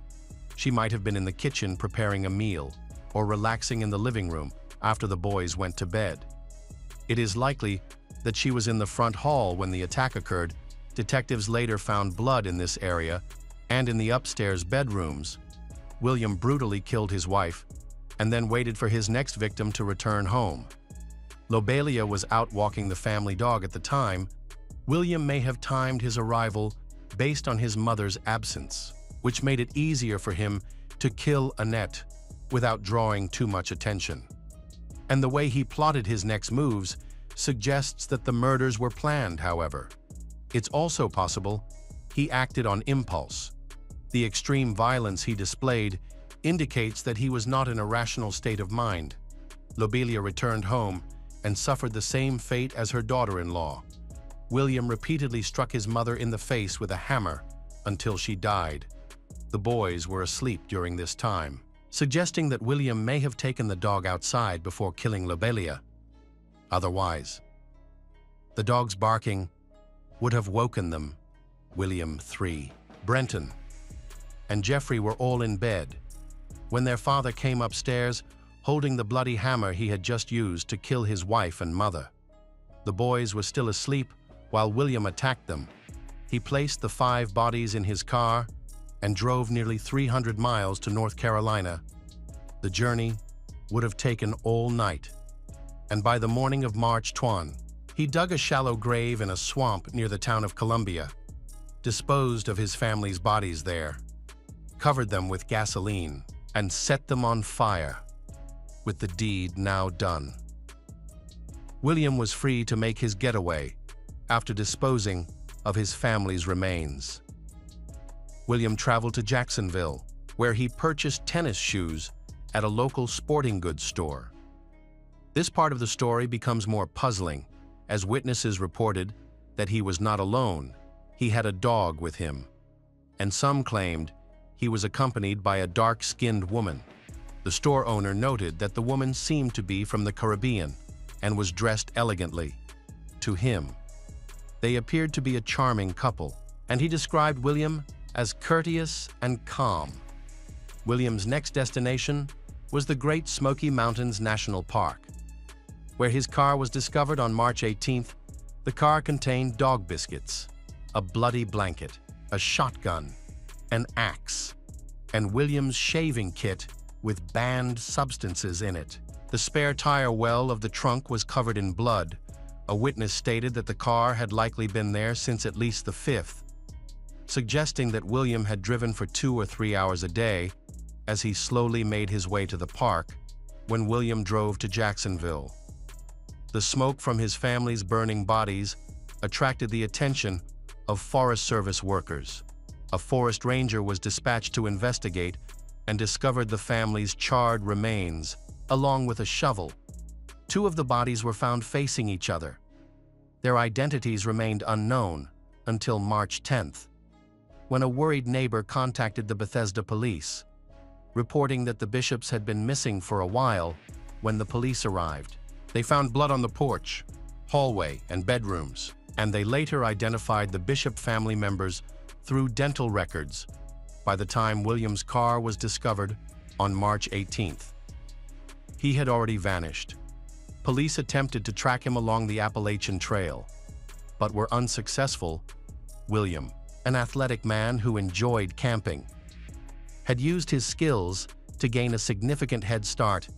He has not been located since, and the FBI removed him from their top 10 most wanted list in 2018. He is believed to be dead or living under an alias in the United States. Several other sightings have suggested he may have traveled to Switzerland and Italy, but none have been confirmed. The reasons behind William's actions remain unclear. However, in 2017, new information emerged that confirmed his history of secret affairs and the identity of a previously unknown child. Kathy Gilchrist was 18 years old when the Bishop family was murdered. This information is significant. because Kathy is William's daughter. She had always known she was adopted and only learned about William when she began searching for her biological parents. Kathy was born before any of William's other children. And since she was born a year prior to his marriage to Annette, it is clear that he was definitely dating Annette at that time. This not only indicates that he cheated on Annette multiple times, but also suggests a possible motive that no one anticipated. Had Annette discovered his illegitimate daughter and confronted him, is that why William killed her and escaped? What do you think about the mysterious woman who was with him during his escape? We may never find out the answers to these questions. Do you believe William had been planning the murders from the beginning, or do you think it was a sudden decision? How did his secret daughter fit into this situation?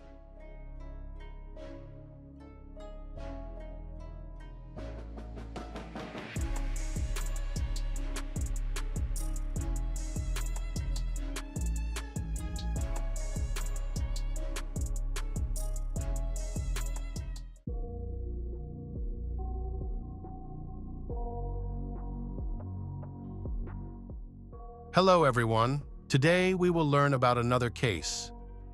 The case of Barbara Maybe Abel. There are books and films that help teach ways to confront criminals and appropriate behavior during kidnappings or critical situations. However, reading about these scenarios and actually experiencing them are two different things. Barbara Abel fully realized this when one of the most dangerous criminals in the U.S. showed up at her doorstep.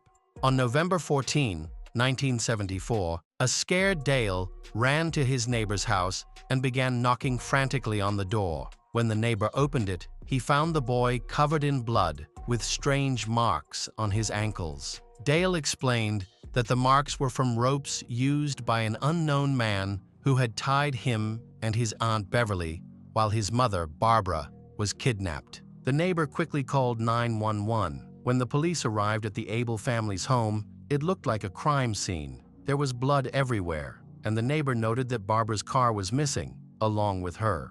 Dale assisted the detectives by providing details about his mother, 31-year-old Barbara Maybe Abel, who had a twin sister named Beverly, who had been diagnosed with cerebral palsy. The twin sisters shared a deep bond from childhood. Barbara consistently supported and cared for Beverly. As they grew older, their relationship became stronger, with Barbara always striving to improve Beverly's quality of life and help her manage daily challenges. Barbara was smart, cheerful, and serious when necessary. After their father passed away, young Barbara took on many household responsibilities to help her mother. Throughout her life, she maintained a positive outlook and supported her loved ones during tough times. In April 1968, she gave birth to her son, Dale, and felt immense joy as a new mother. However, she soon faced challenges, primarily due to her breakup with the baby's father. Their disagreements had begun about a year before Dale was born. Although they hoped Dale would help resolve their issues, things only got worse. Ultimately, Barbara chose to raise her son as a single mother, later reflecting that this was the right decision for both of them, as it allowed her to create a stable environment for herself and her child. Unfortunately, the family faced a series of challenges. In May 1974, their mother passed away from an illness, leaving them in shock. It felt as if their world had collapsed. Their family had always been very close, so their mother's death deeply affected both Barbara and Beverly. Despite their grief, they tried to maintain a normal environment for the younger generation. Barbara worked diligently, writing and taking a job at a radio station, while Beverly managed household chores. They lived in a modest home in Palm Beach, Florida, and surrounded 6-year-old Dale with love and care, gradually recovering from this tragedy. On November 14, 1974, it seemed like an ordinary day for the Abel family. Beverly assisted Barbara in getting ready for work, and Dale was preparing for school. After dropping Dale off, Barbara went to the radio station where she worked as a news editor. Around noon, She tried to call Beverly, who was at home, but there was no answer. This was strange because Beverly never missed calls. She was always eager to talk, but this time she didn't even call back. Initially, Barbara thought her sister might have fallen asleep and didn't think much of it, so she continued with her work. After leaving the radio station around 5 p.m., she picked up Dale and headed home, expecting to see her sister there. As soon as they entered, she called Beverly, but there was no answer.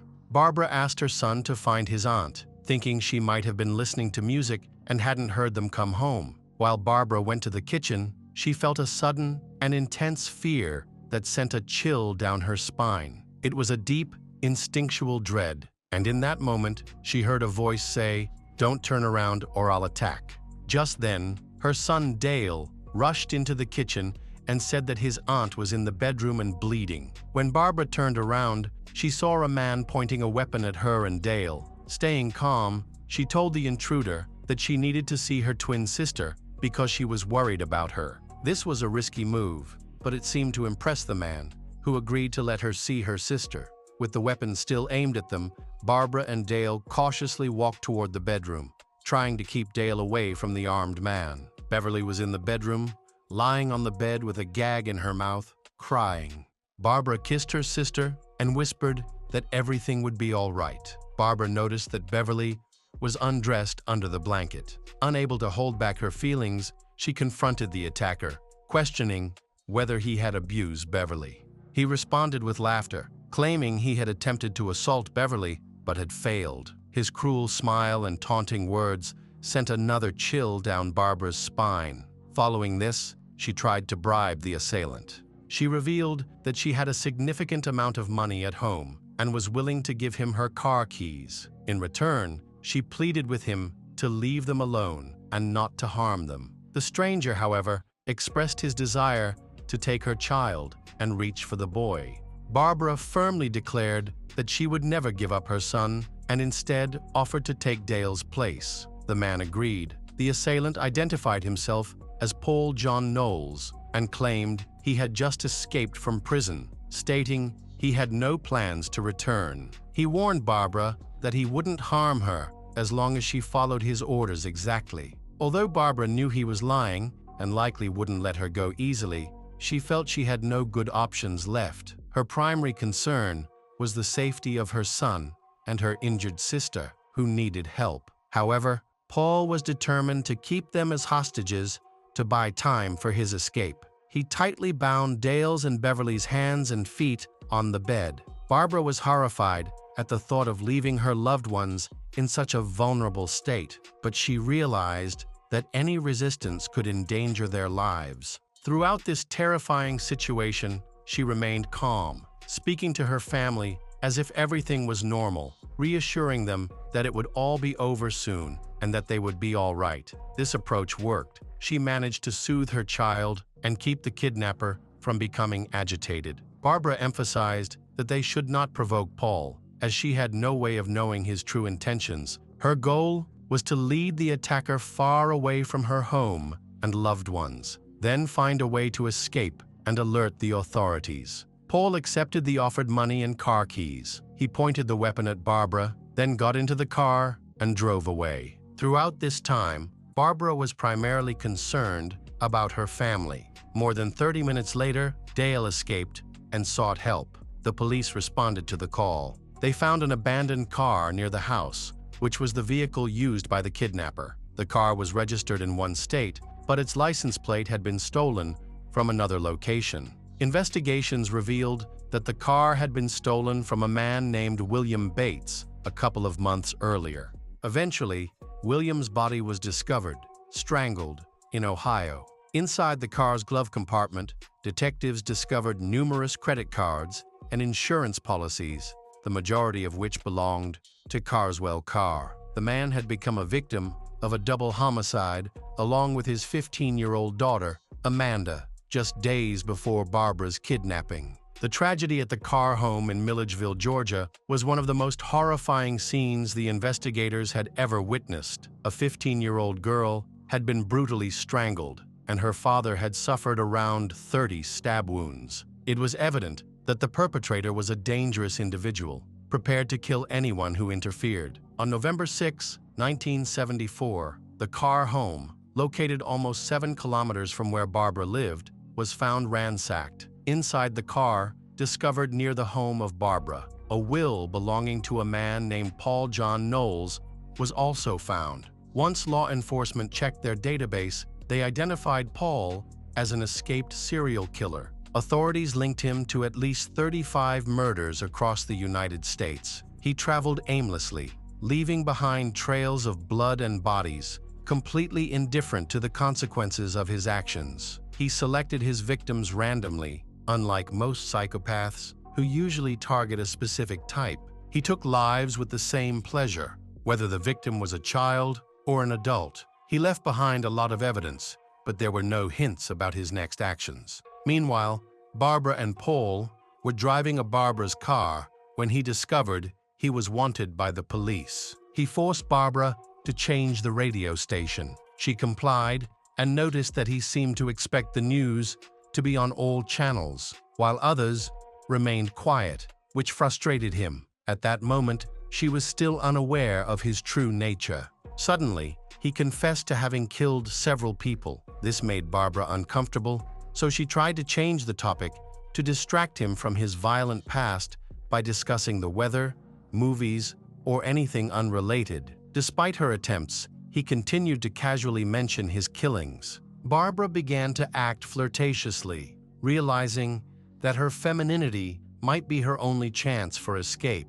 Barbara decided to try to win him over. She called him sweet and offered him a cigarette. When Paul asked why she was being so nice, Barbara replied that she didn't believe he was a bad person, and even said he reminded her of the famous actor Robert Redford. This seemed to work. After the comparison, Paul became much more responsive, calm, and easier to talk to. They continued their conversation as if nothing bad had happened, as if they were simply on a date. Paul asked Barbara what she did for a living. She replied that she was a news editor on the radio and dreamed of writing a book. This excited Paul, who seemed genuinely interested in her ambitions, especially the idea that she could write a book about him. He expressed a desire to become famous, mentioning that he wanted the book's proceeds to go to his mother, but he didn't specify how he planned to achieve that fame. He repeatedly claimed to have killed many times. Although she was terrified, Barbara tried to hide her fear and remain calm.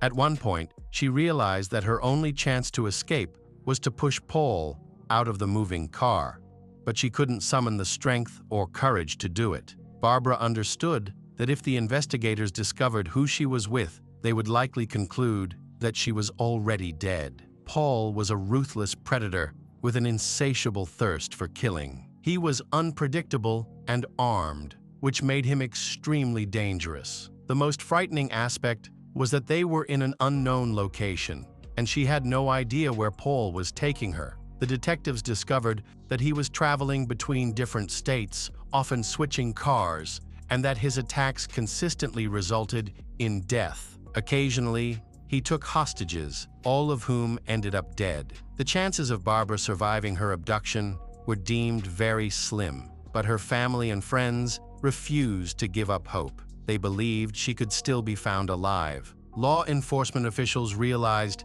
they had to act quickly because with every minute that passed, the likelihood of rescuing Barbara decreased. A search perimeter was set up on the roads in West Palm Beach, along with checkpoints. Authorities announced plans to intercept the suspect, Paul, focusing on Barbara's distinctive golden vehicle. However, detectives were unaware that they were too late. Paul had already taken Barbara beyond the checkpoints. Paul arrived with Barbara at a motel in Fort Pierce, about 100 kilometers from the scene of the abduction. He intended to rest there for the night and had no plans to release Barbara. To avoid suspicion, they registered as Mr. and Mrs. Smith, pretending to be on their honeymoon. Barbara felt that the hotel receptionist was suspicious of them based on her gaze. Meanwhile, she knew that Paul was carrying a weapon at his waist. To allay the receptionist's suspicions, Barbara embraced Paul and acted like a loving wife. This successfully convinced the administrator, who then handed them the key to the room. As soon as they entered the room, Paul ordered Barbara to take off her clothes. Barbara felt scared and protested, saying she was too tired, but Paul ignored her and insisted she comply. While the criminal was trying to do his dirty deed, she thought of everything that came to mind about her son and sister in order to detach herself from what was happening, but at first, she couldn't manage it. Paul grew frustrated and angry, becoming aggressive toward her. Sensing his loss of control, Barbara calmly asked him what he was trying to accomplish, which helped ease his anger momentarily. However, he later abused her. At one point, he shared with her that he had two personalities, referring to them as Dr. Jekyll and Mr. Hyde, explaining his frequent mood changes. Barbara found it hard to predict his rapid shifts in temperament. After a brief period of calm, Paul suddenly ripped the bed sheets, tied Barbara up with them, and threw her onto the bed before turning on the television. Exhausted both mentally and physically, she eventually fell asleep. In her dreams, Barbara saw her deceased mother, who reassured her that everything would be fine. At that moment, Barbara understood it was a sign and resolved to do whatever it took to save herself. While she slept, she heard news reports and saw Paul intently watching a broadcast that displayed her photographs alongside those of Paul. His identity had already been established. They also reported on other crimes committed by Paul that were known at that time. Barbara was horrified. She understood that her chances of rescue were extremely low. Meanwhile, Paul reveled in the attention he was receiving from the media.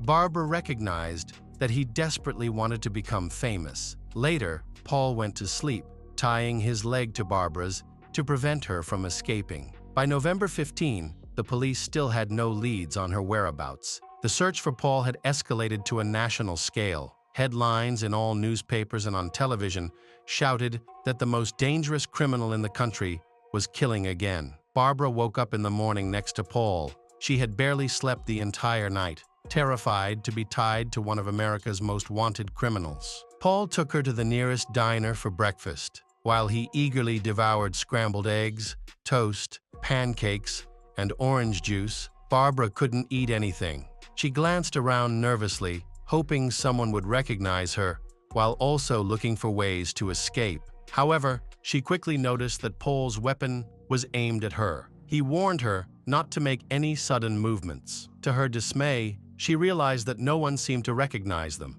despite the extensive news coverage and radio alerts. Barbara understood that she couldn't rely on anyone for help. She was too scared to scream or ask for assistance, fearing it would only worsen her situation. She decided to keep playing her role, believing it would save her life. She buried her face in the plate and had a small breakfast. Afterward, Paul and Barbara returned to the motel, where he abused her again. Initially, she fought back, which only fueled his anger. At one point, Barbara feared for her life, believing he might not stop in his rage. However, she managed to save herself once more by employing her understanding and psychological tactics. She stayed calm, engaged him in conversation, and successfully avoided a violent outcome for the second time.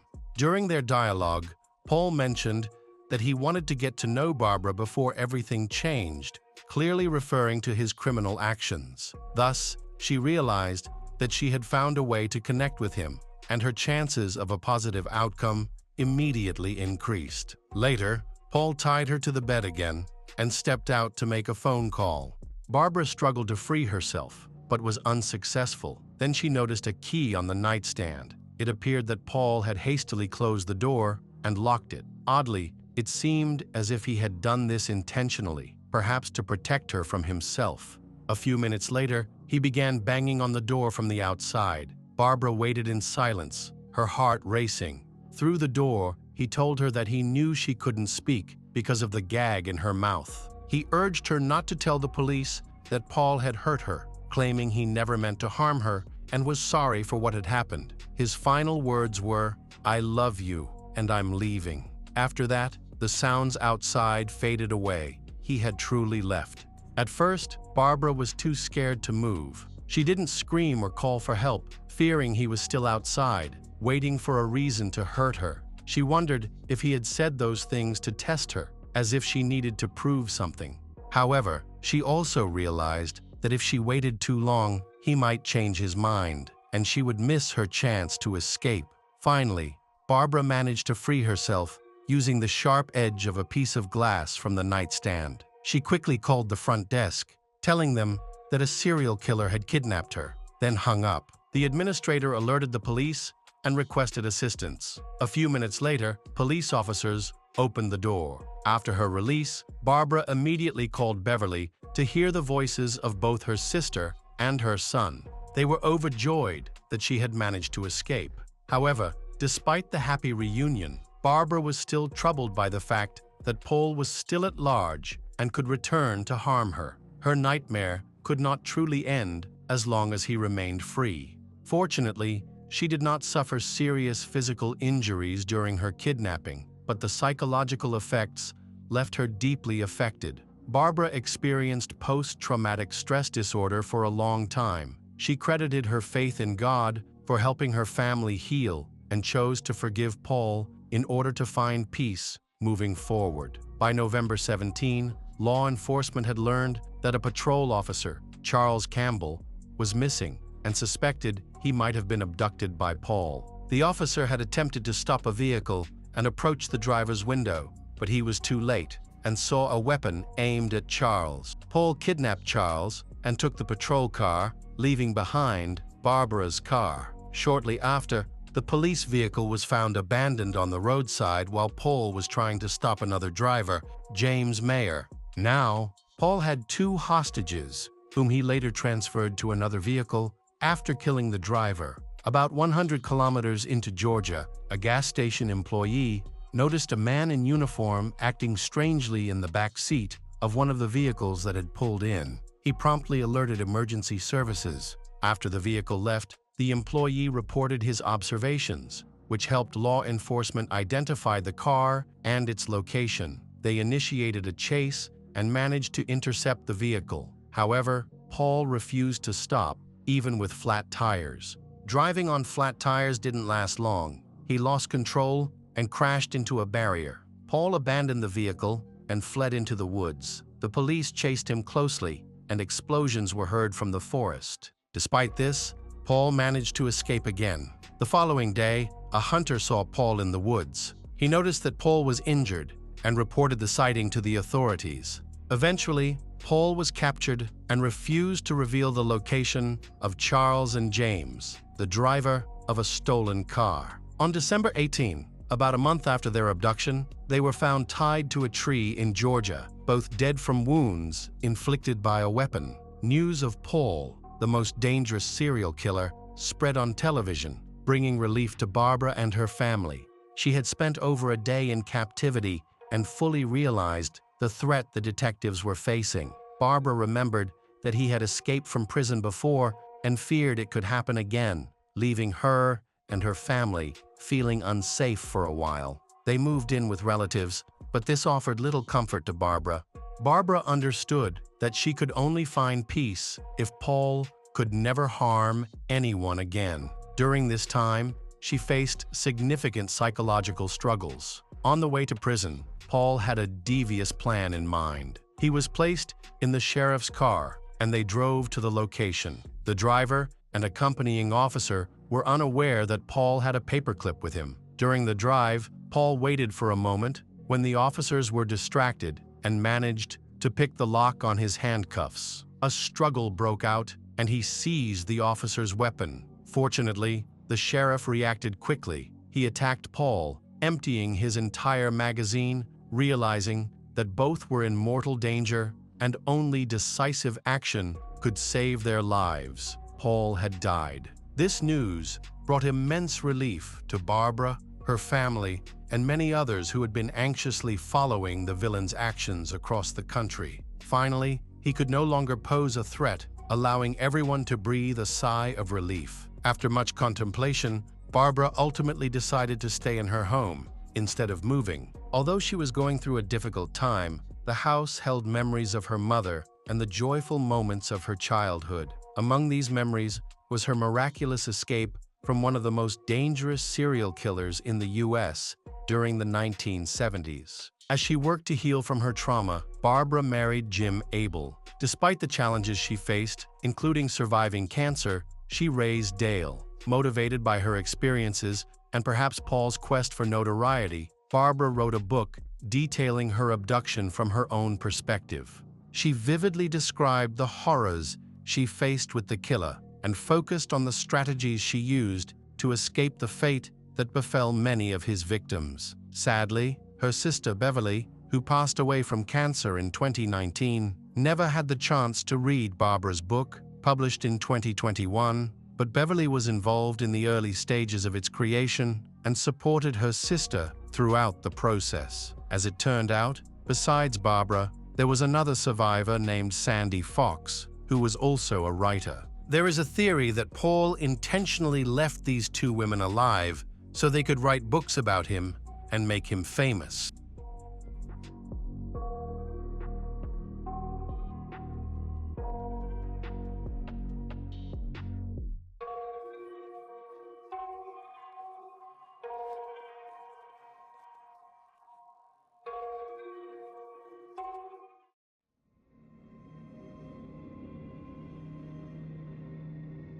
Hello everyone. Today, we will learn about another case, the case of Mark Angelucci. In modern life, delivery services have become an indispensable part. Bringing convenience by everything is delivered to the door.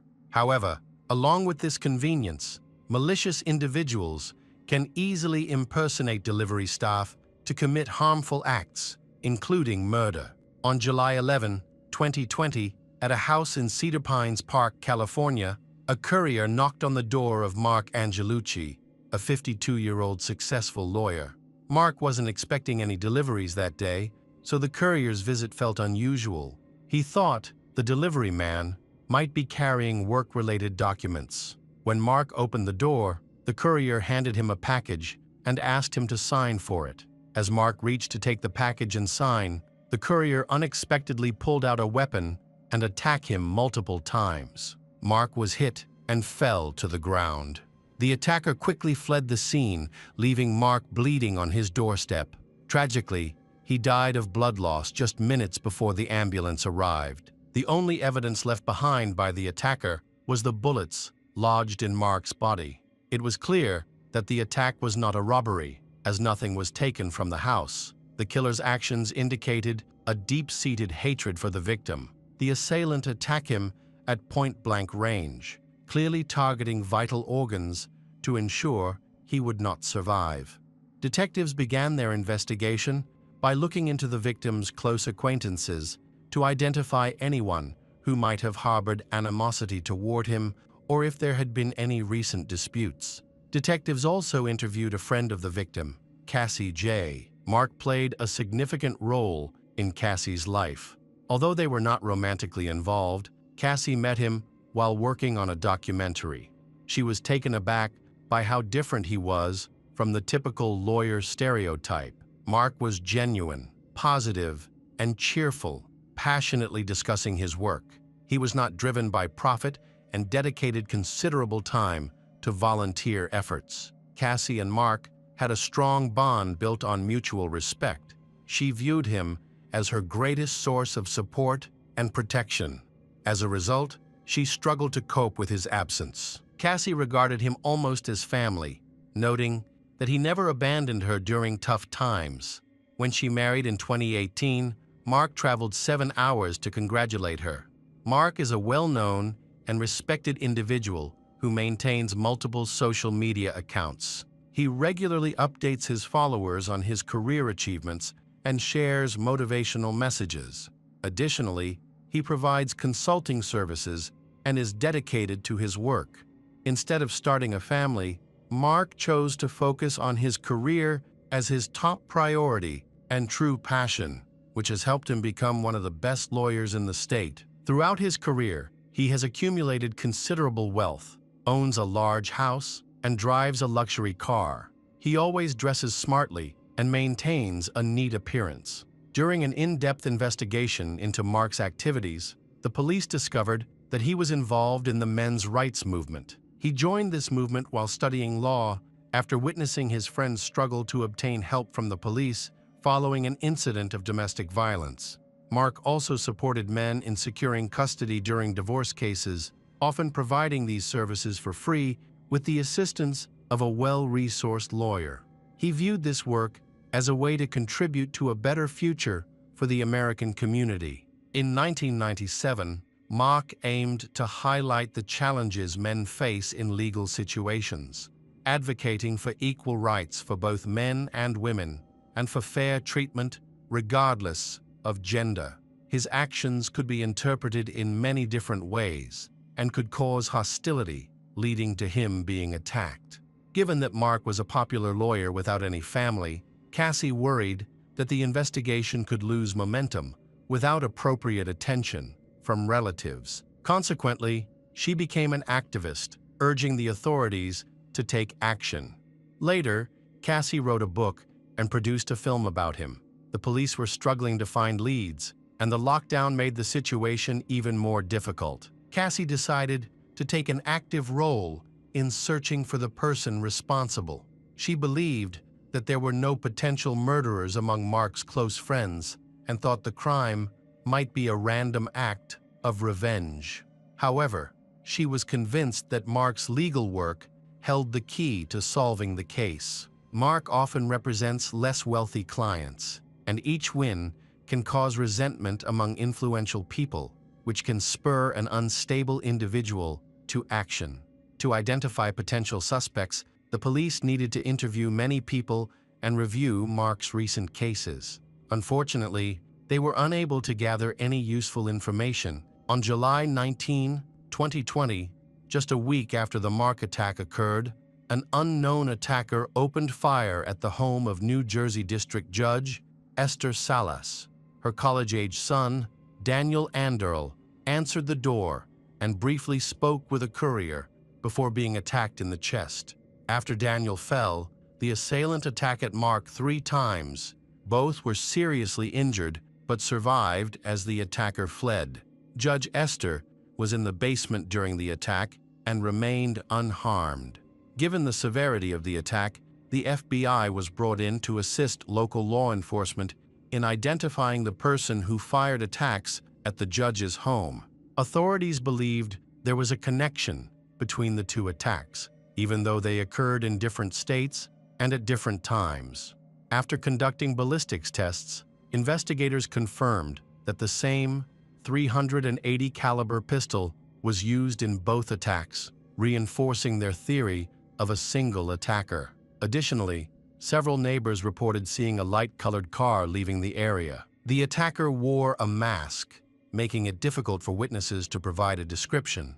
With the motive still unclear, law enforcement officials were concerned that the killer might strike again, potentially targeting others connected to the judicial system. It appears that Judge Esther Salas was the target of the second attack. Esther had an impressive career, even running for the Senate in 2011. She lived with her husband, Mark, who worked in the justice system as a prosecutor and later as an attorney. Esther worked hard to achieve success, starting as a public defender and consistently studying hard, believing that education would be the key to realizing her dreams. She ultimately rose to become one of the leaders in her field. Daniel's parents were both dedicated and hardworking individuals. They often handled multiple cases simultaneously. In 2018, he decided to pursue a career in law and enrolled in law school.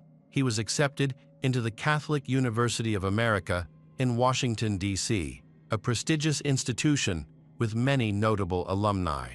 After Daniel started school, his parents maintained constant communication with him. They described Daniel as a good kid who didn't associate with bad influences, was naturally distanced from criminal activities, and was not aggressive.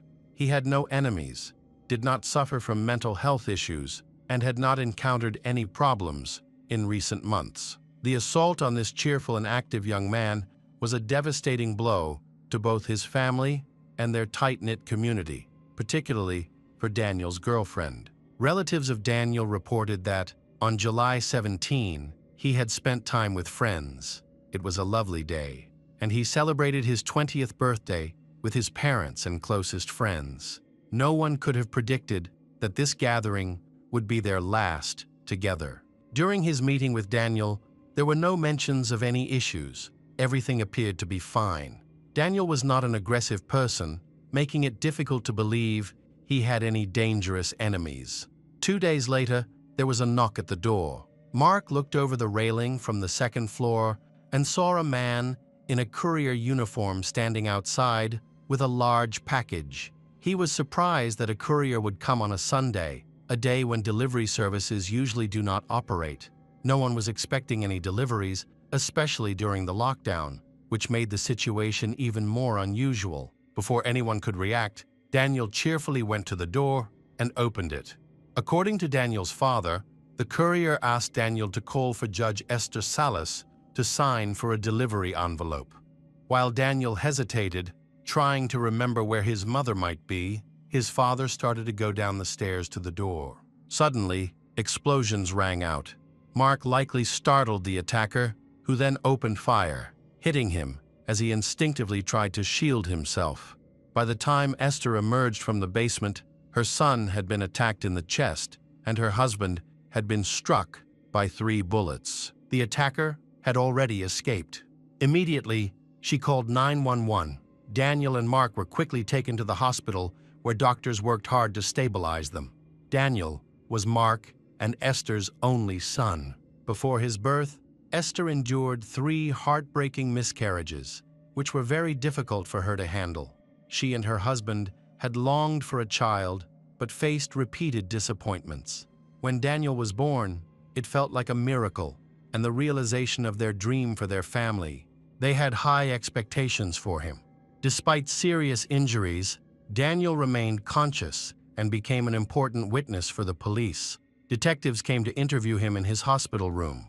Daniel could only catch a brief glimpse of the attacker and was unable to provide a detailed description, as the attacker was wearing a mask. Sadly, his condition worsened, and he passed away, leaving his family devastated. Many loved ones gathered to support them during this tragic time. News of the attack on the courier quickly spread, causing widespread panic. With the attacker still at large, no one felt safe.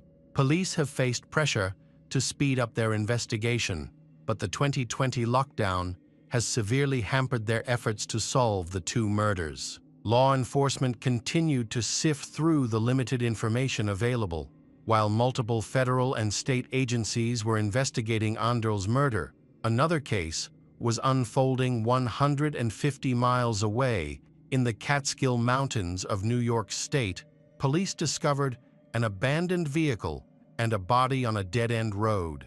An identification card found at the scene revealed that the deceased was Roy Den Hollander, a 72-year-old lawyer from New York. The small community was shocked by this crime, as violent incidents were extremely rare in the area, with the crime rate nearly at 0. It is unusual, considering that Roy is a seasoned attorney with considerable experience. Could this be another murder mystery linked to a series of attacks on individuals within the justice system? However, unlike typical crime scenes, a gun was found next to Roy's body, raising suspicions that he may have taken his own life. Police have determined that the gun used in the case was a .380, and ballistics tests have confirmed that it matches the bullet that killed Mark and Daniel, as well as Roy himself. Detectives speculated that Roy might have attacked the judge's family before traveling to upstate New York, where he eventually took his own life. As investigators continued to search Roy's crime scene, they found a FedEx envelope addressed to Judge Esther Salas and a home address in San Bernardino County, California, in his car. Investigators also learned that Roy took a cross-country train ride to California in early July. He is seen here at the San Bernardino train station on July 7, 2020, wearing a medical mask and holding a cup of coffee, and was later seen on other security cameras as he approached Mark's home. These evidences suggested his involvement in both murders, although his motive remained unclear. Detectives began investigating Roy's background and uncovered several troubling details. They examined his computer and phone, revealing that he had written a memoir filled with questionable content, almost 2,000 pages long. After reviewing his diaries, the police concluded that he was an unstable individual with mental health issues. The dedication in his book stated, "To my mother, may she burn in hell." In it, Roy expressed his hatred toward his mother, blaming her for his lack of maternal love and care during his childhood. He also attributed his brother's death, which occurred under mysterious circumstances before Roy's birth, to her neglect. After she passed away, he scattered her ashes in the grass as a tribute to his late brother. Roy was an impressive and articulate lawyer who joined a local human rights organization. By 1999, he had built a strong resume, but he had one major flaw: his obsession with women. He frequented clubs and bars, often seeking out girls aged 16 to 18. During this time, he became infatuated with a model and eventually married a 20-year-old named Angelina. After moving to the United States together, their relationship quickly became troubled. They soon filed for divorce, each accusing the other of abuse. Roy's memoir included many sexist and racist comments, revealing his misogynistic views, which suggests that his wife's claims of abuse may have had some basis in reality. In his journal, Roy expressed deep anger toward women, especially his ex-wife, whom he labeled a stripper with questionable morals. He felt used by her, believing she had taken advantage of him to obtain her green card before leaving him after a challenging divorce. This contributed to Roy developing a hatred for all women and becoming a strong advocate for men's rights. He initiated multiple lawsuits to protect men's interests, targeting places like bars and clubs that allowed women free entry. He also sued Columbia University, his former school, accusing it of being sexist. Although he lost these legal battles, he continued to passionately advocate for men's rights. Thus, it was surprising that his first murder victim was Mark, a fellow men's rights activist and anti-feminist lawyer who seemingly shared Roy's views. To understand the motive behind the murder, police interviewed Roy's former colleagues. They revealed that Roy believed Mark was infringing on his legal territory, as both were part of the same community fighting for men's rights. This community sought to promote equality between men and women while opposing any form of insult or degradation. However, Roy had been expelled from this group due to his inappropriate behavior. Members of the coalition rejected the misogyny that Roy displayed. After his divorce, Roy was facing significant personal issues, and his professional life was deteriorating as well. He lost numerous legal cases, went bankrupt, and fell into alcoholism. There were also rumors about his substance use. Despite these struggles, Roy viewed himself as a public figure and often shared odd videos online, displaying erratic behavior, including episodes of anger. While many people dismissed his actions, those close to him realized that he was in an alarming state, but no one intervened in time. In 2018, Roy announced on social media that he had been diagnosed with terminal melanoma. He expressed frustration over not receiving adequate medical assistance and even sued the hospital for negligence. The case was dismissed. It appeared that Roy was seeking public attention or trying to explain his professional setbacks. He continued this behavior until July 2020. Meanwhile, Mark and Esther were experiencing career success, frequently appearing on television and gaining popularity. Despite their rising careers, neither Mark nor Esther nor their colleagues viewed Roy as a threat. He did not attend men's rights conferences, did not make threats, and had limited interactions with potential victims, so no one suspected he posed any danger. The night before the crime, Roy lost another case. After he filed an appeal, Judge Esther Salas denied his motion, and he was later removed from the case when the client switched lawyers. Frustrated, he wrote an angry journal entry, criticizing Judge Esther for being lazy and incompetent. Possibly this became the turning point for the murder, but primarily, he decided to eliminate his competitor, Mark. Now, the motives for the crime became clear. The next victims of this tragedy were Daniel and his father, Mark. Daniel's father thought that Roy's first bullet was meant for him, but Daniel bravely defended his father and lost his life in the process. In reality, Mark suffered 3 serious injuries and spent a long time in the hospital.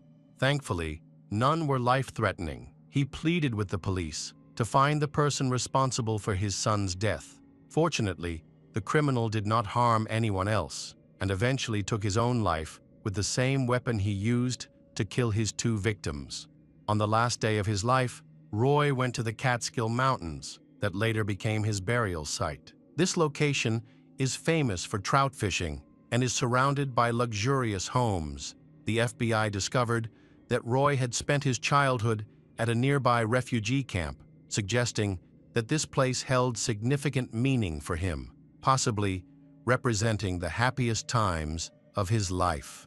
As the police examined Roy's troubling notes, they found a list of names that included lawyers, prominent doctors, and other medical professionals who appeared to be next on his list. Detectives noted that none of the individuals on the list had been harmed by Roy except for 2 previous victims.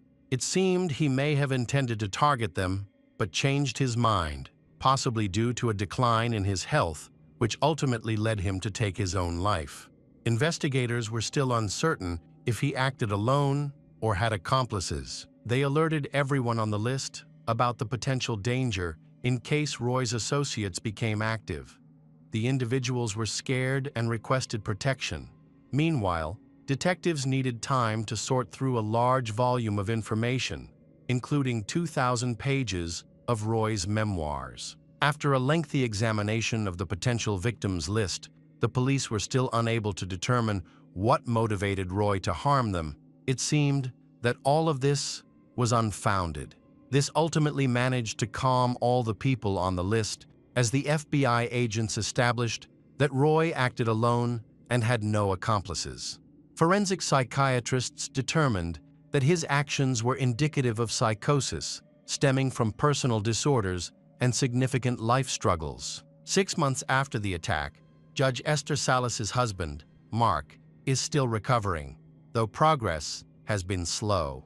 Meanwhile, Esther has begun advocating for changes in state law to strengthen protections for judges. She specifically called for a ban on the public release of judges' personal information, a necessary step to prevent disgruntled criminals from seeking revenge after adverse rulings. In November 2020, Esther was successful in this effort. The new law, named after her son, was signed into law by the governor of New Jersey. Since then, judges' addresses have no longer been publicly available in the state, marking a significant change from the past when this information was easily accessible online. Esther believes this measure will better protect judges and judicial staff, who are often at risk of being attacked by disgruntled defendants. Her own devastating loss, the death of her son, best exemplifies this threat. Now, Esther Salas and Mark Anderl are taking this effort to the federal level, calling on Congress to consider and pass similar legislation. For them, this is more than just a legal fight. It is also a way to honor the memory of their son, Daniel, who tragically died at the age of 20.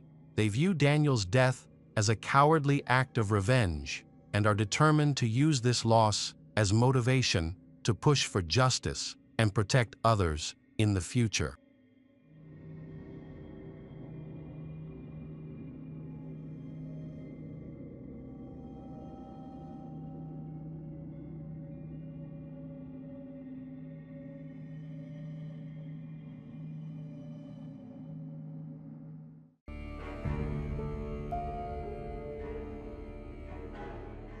Hi everyone, thanks for returning.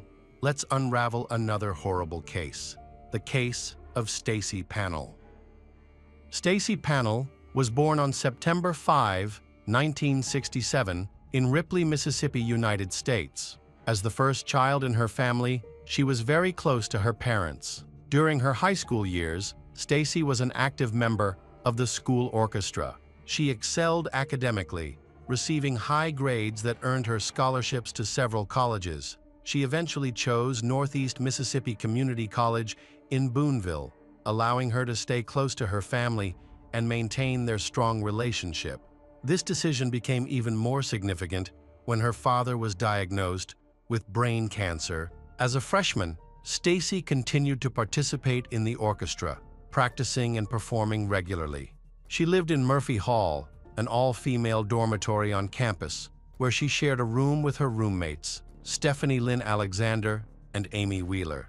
Each dormitory room provided students with privacy and was connected to 2 adjacent rooms through a shared bathroom.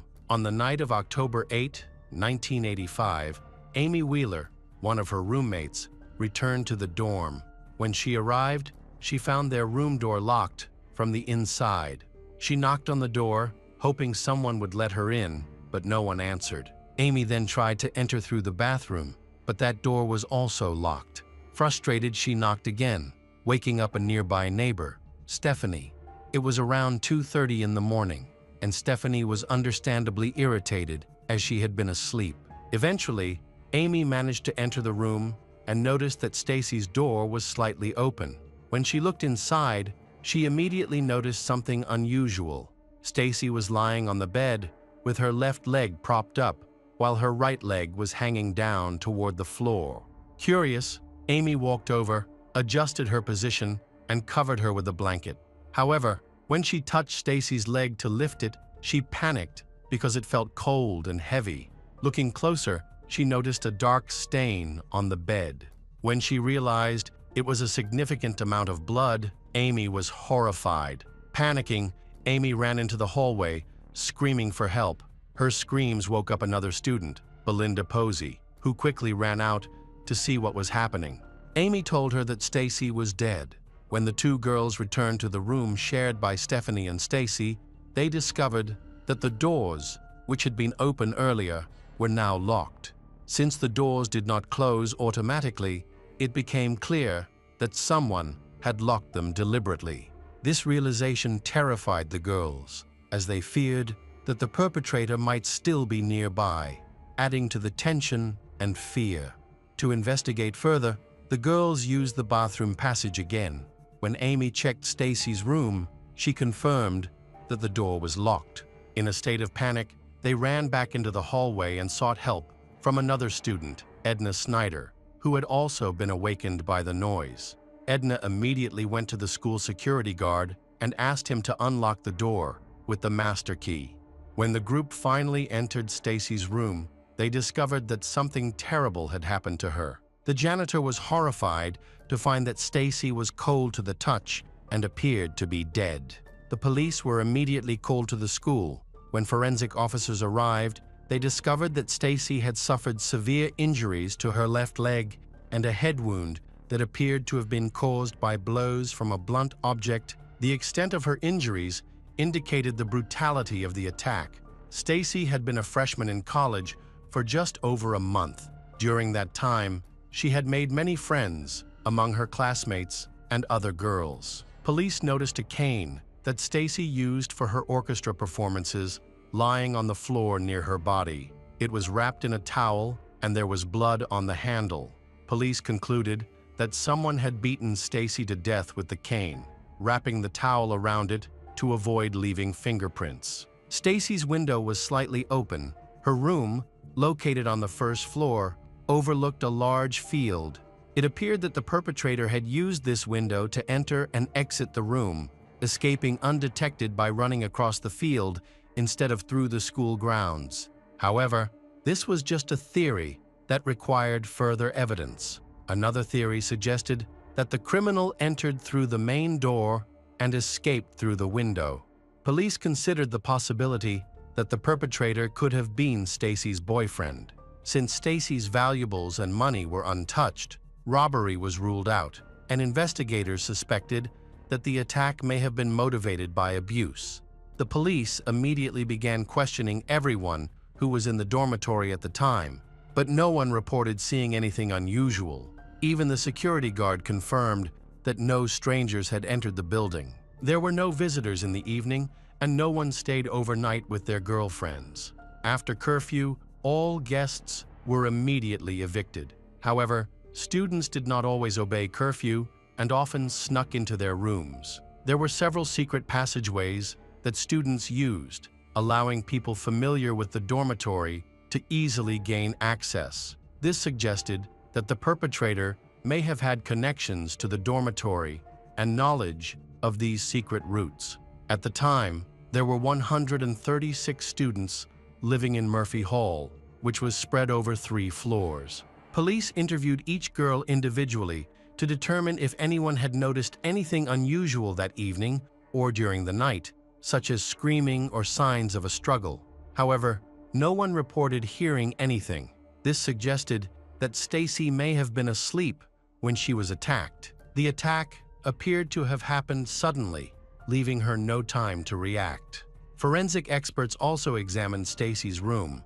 A key piece of evidence was her performance cane. Surprisingly, the cane had no fingerprints on it, not even Stacy's. The only clue in the room was a small fingerprint found on Stacy's body. However, in 1985, technology was not advanced enough to make a full identification.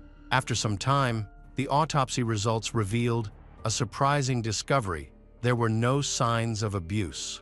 This suggested that the perpetrator had deliberately staged the crime scene by removing Stacy's clothes to mislead the police. Armed with this new information, the police began reconstructing the timeline of events on October 7, the day Stacy died. That morning, Stacy attended class and later went to band practice. Afterward, she participated in an intramural softball game. Following the game, she returned to her dorm to study. Around 10 p.m., she went for a walk with some friends from her dorm. Later, a female friend picked her up, and they met with a group that included a boy Stacy had recently started dating. Stacy spent the evening with him, and he eventually drove her back to her dorm. The last confirmed sighting of Stacy was shortly after midnight in the hallway of Murphy Hall, where she was seen returning to her room and going to sleep. The police turned their attention to Stacy's boyfriend and began their investigation by questioning Tommy Osborne, who became their first suspect. Tommy was cooperative and appeared genuinely shocked by the news of Stacy's death. He explained that they had only recently started dating and confirmed that he had dropped her off at her dorm after spending the evening together. When the police requested to search his room, Tommy agreed without hesitation. However, the search yielded no evidence implicating him. To eliminate any remaining doubts, Tommy agreed to take a lie detector test, which he passed without incident. Although he was officially cleared as a suspect, Tommy was unable to provide any significant leads for the investigation. His relationship with Stacy was new, and he had no knowledge of her having any enemies. Unfortunately, he could not offer any useful information to advance the case. Stacy's best friend, however, provided a potential clue. She mentioned Stacy's ex-boyfriend, who lived in her hometown and had been in a serious relationship with her. The two were even engaged and had plans to marry. However, Stacy ended the relationship on her own, deciding to move into a dorm to focus on her studies. Her ex-boyfriend was strongly opposed to the breakup and had complained to several friends about Stacy's decision. His behavior became obsessive as he began stalking her by showing up uninvited and arranging surprise encounters. He persistently tried to convince her to reconcile and resume their relationship. Despite his efforts, Stacy was determined to end the relationship. She wanted to focus on her studies without distractions from her ex-boyfriend. During her first semester, Stacy frequently confided in her friends about the increasing pressure from him. It was clear he could not accept her decision to break up. He even aggressively demanded the return of her engagement ring, claiming he wanted to pawn it for money. While Stacy found his obsession annoying, she was not afraid of him. Her ex-boyfriend quickly became the police's prime suspect. When questioned, he adamantly denied any involvement in Stacy's murder. He admitted that he had struggled to accept their breakup and the end of their engagement, but claimed that he had eventually come to terms with it. He continued to insist on his innocence and even provided the police with an alibi. He was at home during the time of Stacy's murder and went to bed early. His mother, who worked at the hospital from 3 p.m. to 11 p.m., corroborated his account. She stated that when she returned home, she checked on her son and found him asleep. However, the police considered this alibi unreliable. They believed his mother might have been covering for him, and the university was only about a 30-minute drive away. After his mother checked on him and went to bed, he could have left the house undetected, committed the crime, and returned. Despite this suspicion, there was no solid evidence to charge him. Stacy's ex-boyfriend agreed to take a lie detector test, but unlike Tommy's results, his results were inconclusive. Therefore, he remained a suspect. At the time, the investigation created considerable pressure on the school community. In the 6 months following Stacy's death, police interviewed numerous students at the school, but the case made no significant progress. There was a growing risk that Stacy's murder would remain unsolved for years. Meanwhile, students were gripped by fear, worried about the possibility of more attacks. In response, the school administration tightened security and implemented stricter rules. Students were no longer allowed to leave campus after curfew. Despite these measures, fear persisted, and many remained extremely anxious. A year after Stacy's death, one of the police officers investigating her case attended a workshop to improve his skills. During the workshop, an expert in interrogation techniques introduced a new method of analyzing body language and movements to determine whether a suspect was lying. The seminar was led by Steve Rhodes, a veteran police officer from the Chicago suburbs who had served as a police chief for many years. He was known for his ability to quickly determine whether someone was telling the truth or lying. Steve originally developed this technique to catch illegal drug dealers, and it proved to be extremely effective. He successfully extracted a confession from a notorious crime boss, along with the extradition of 7 key members of the gangs involved in smuggling.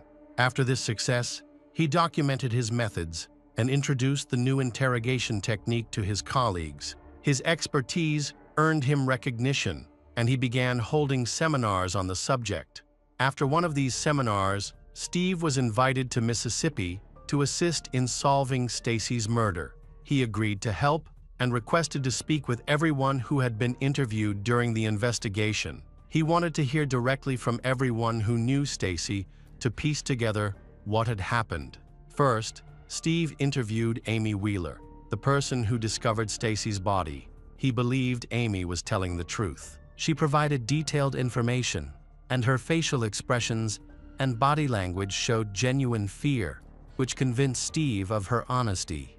Next, Steve interviewed Stephanie, Stacy's roommate. Stephanie recounted how she spent October 7th and remained truthful until she spoke about the evening. However, when Stephanie described going back to school before going to bed, Steve noticed inconsistencies in her story. He let her finish and then left the interrogation room. Outside, he informed the police officers handling the case that Stephanie was the one who had killed Stacy.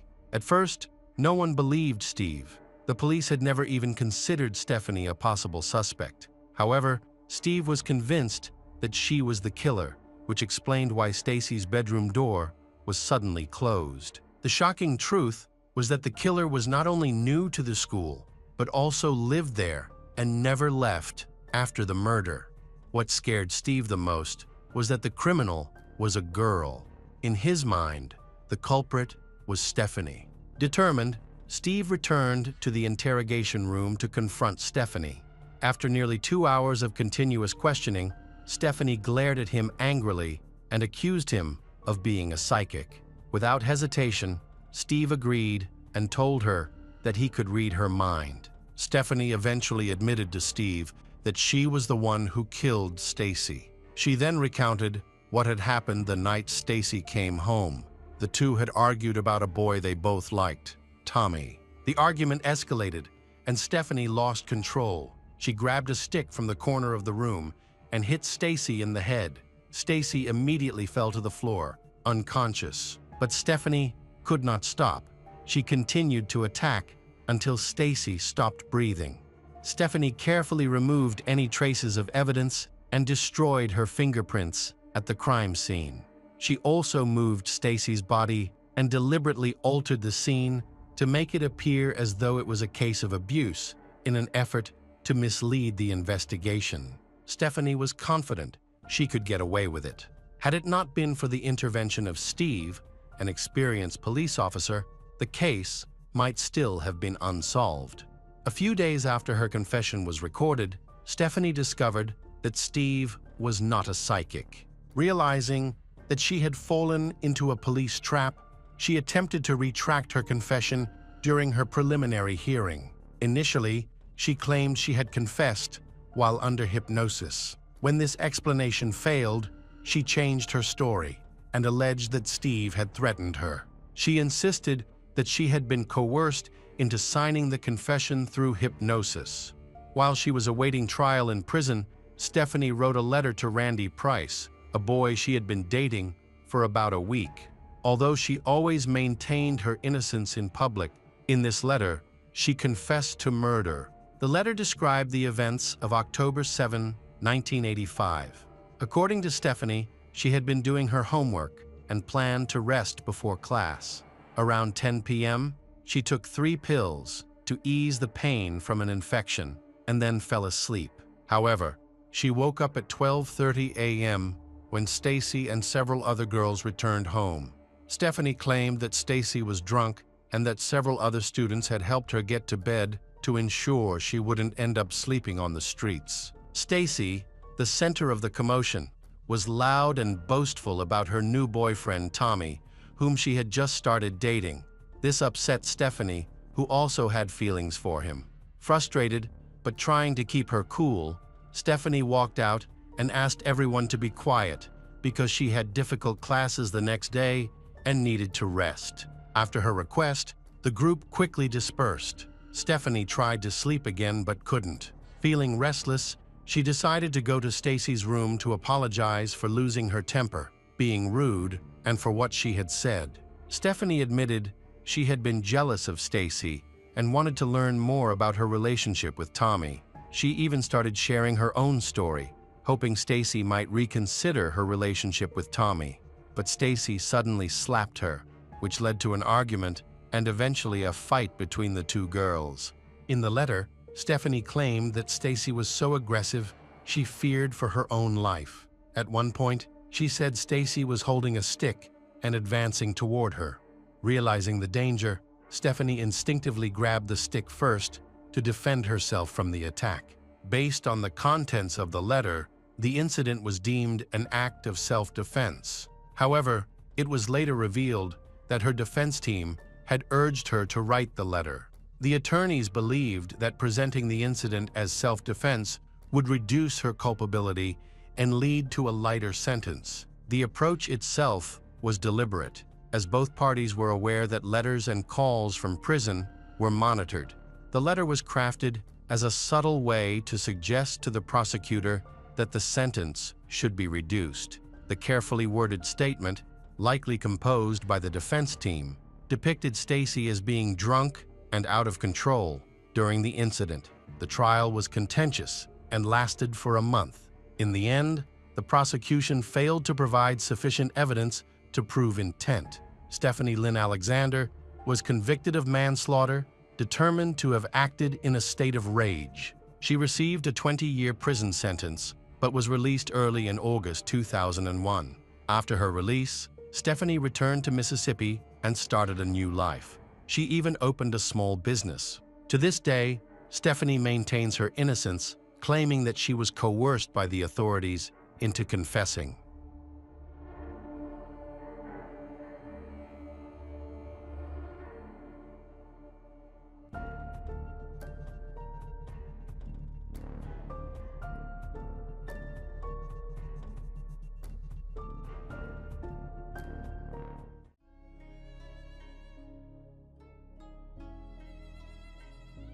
Luisa Fernanda Garces Perez was born in Villa Maria. Luisa had a younger brother who was 2 years her junior. The siblings were very close, communicated well, and supported each other from a young age. Their father, Giovanni Garces, frequently worked long hours in warehouses, often taking night shifts to provide for the family. He often came home early in the morning, slept until the evening, and then returned to work. Despite the exhausting nature of his job, Giovanni always made time for his family. Luisa's mother primarily focused on managing the household and caring for her children instead of working outside the home. The grandparents, particularly on the father's side, played a significant role in their lives. Since they lived nearby, the children frequently visited and often stayed overnight. People who knew Luisa well described her as kind, intelligent, and lively. She was dedicated and responsible in her studies, earning good grades in all her subjects. Luisa was convinced that her academic success would lead to a brighter future and a more comfortable life than her parents had. Luisa was very sociable and had formed strong friendships with her classmates. They spent a lot of time together, studying and enjoying their free time. The group had always been close. However, in January 2014, things started to change. Many people noticed that Luisa began to distance herself from her friends. She went from being active and friendly to feeling irritated, even aggressive. It seemed like she was constantly looking for reasons to argue.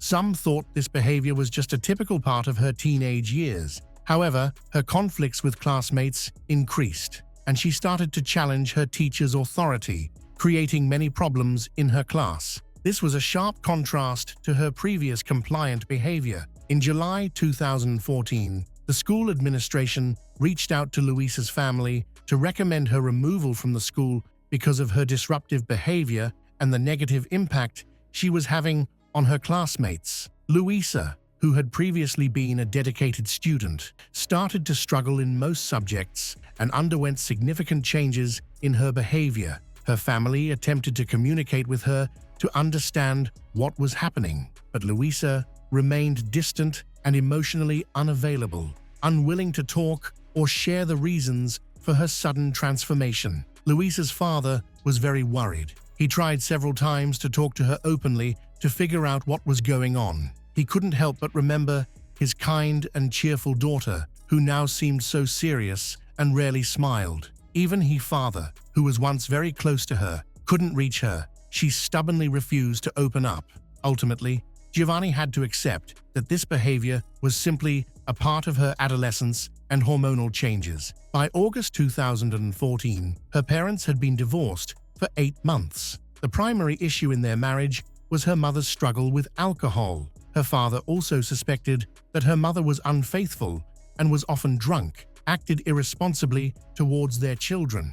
As a result, after the divorce, Giovanni took responsibility for their daughter Luisa and her younger brother, raising them as a single father while their mother moved to another city to start a new life. Giovanni was concerned when the situation did not improve, so he thought a change of scenery might help. He contacted his sister, Maria, who lived in a nearby city. Maria agreed to take Luisa in for a while. At first, she frequently called Giovanni to report that Luisa was doing well and her behavior had improved a bit. However, once Luisa settled into the new environment, she became more withdrawn and aggressive again. Suspecting something was wrong, Maria reached out to social services for help.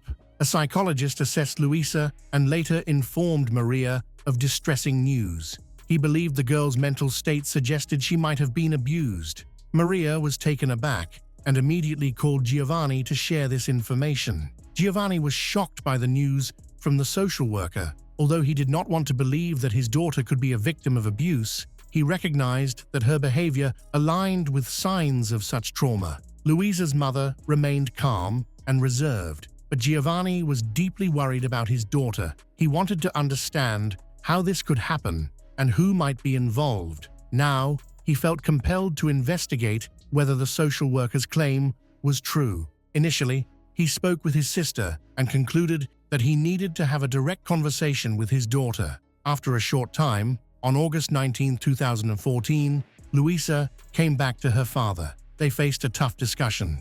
Giovanni chose to be straightforward and immediately asked if she had been abused.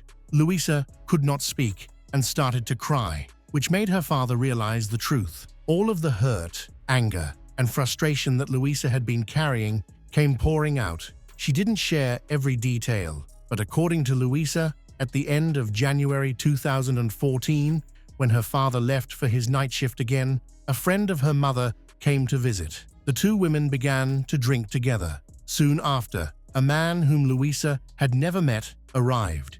He brought more alcohol and acted as if he were familiar with everyone. They welcomed him joyfully. Soon, they were all drinking together. When the alcohol was gone, two women fell asleep on the sofas, having consumed too much, while the stranger remained upright, noticeably less intoxicated than the others. He turned to Luisa and her brother, suggested they go to a nearby tent to eat hot dogs. They were easily convinced and happily followed the man to the closest eatery. They trusted him because they had seen their mother speak to him calmly and openly. After enjoying their hot dogs, they returned home. Two women were still asleep on the sofas. Since it was late in the evening, the children were also ready for bed.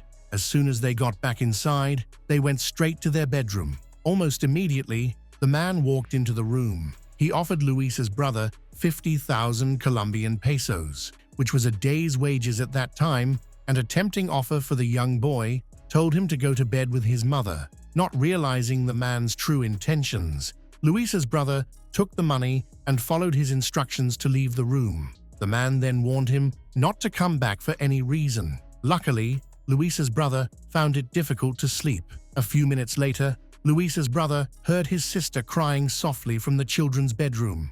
When he went back into the room, he was shocked to find the man in bed with Luisa. Confused and unsure of what to do, the boy hesitated. Luisa quickly panicked and chased him away. In an odd turn of events, their mother slept so deeply that she didn't wake up to check on the children. Despite the noise, Luisa asked her brother not to share what had happened because she was worried about the consequences. They both kept this painful secret for several months. Luisa's brother was still young and didn't fully grasp the situation. Luisa chose not to discuss any details because she was consumed by her own pain and anger. After this incident, Giovanni finally understood his daughter's behavior. He realized why she had become so withdrawn and aggressive during that time. Naturally, he was furious with his ex-wife for letting a stranger be in the house with their children while he was at work. Giovanni felt she had contributed to the attack on their daughter. He was terrified to think about what could have happened if his son hadn't woken up and scared away the attacker. The children had been at risk that whole evening. However, Giovanni quickly called his ex-wife to tell her what had happened and to blame her for it. She defended herself, saying she had no idea anything like this would happen. She stated that she didn't even know the man's name since he wasn't a close friend. The group had only met a few times. Giovanni realized that his ex-wife was merely covering for the criminal, which was an even greater blow to him. After recovering from the shock, Giovanni was determined to confront the situation. He took Luisa for a medical checkup to ensure her health and officially document the attack so they could report it to the police. He filed a report with the police and then returned home. Now, they awaited updates from law enforcement, hoping to see the perpetrator brought to justice soon. The next day, August 20th, 2014, Giovanni started his usual night shift at the warehouse. After these shifts, he was always exhausted and went straight to bed. That morning was no different. He saw his daughter doing her homework, and they exchanged a few words before he told her he was going to sleep since he needed to rest. This meant he would wake up around 7 or 8 p.m.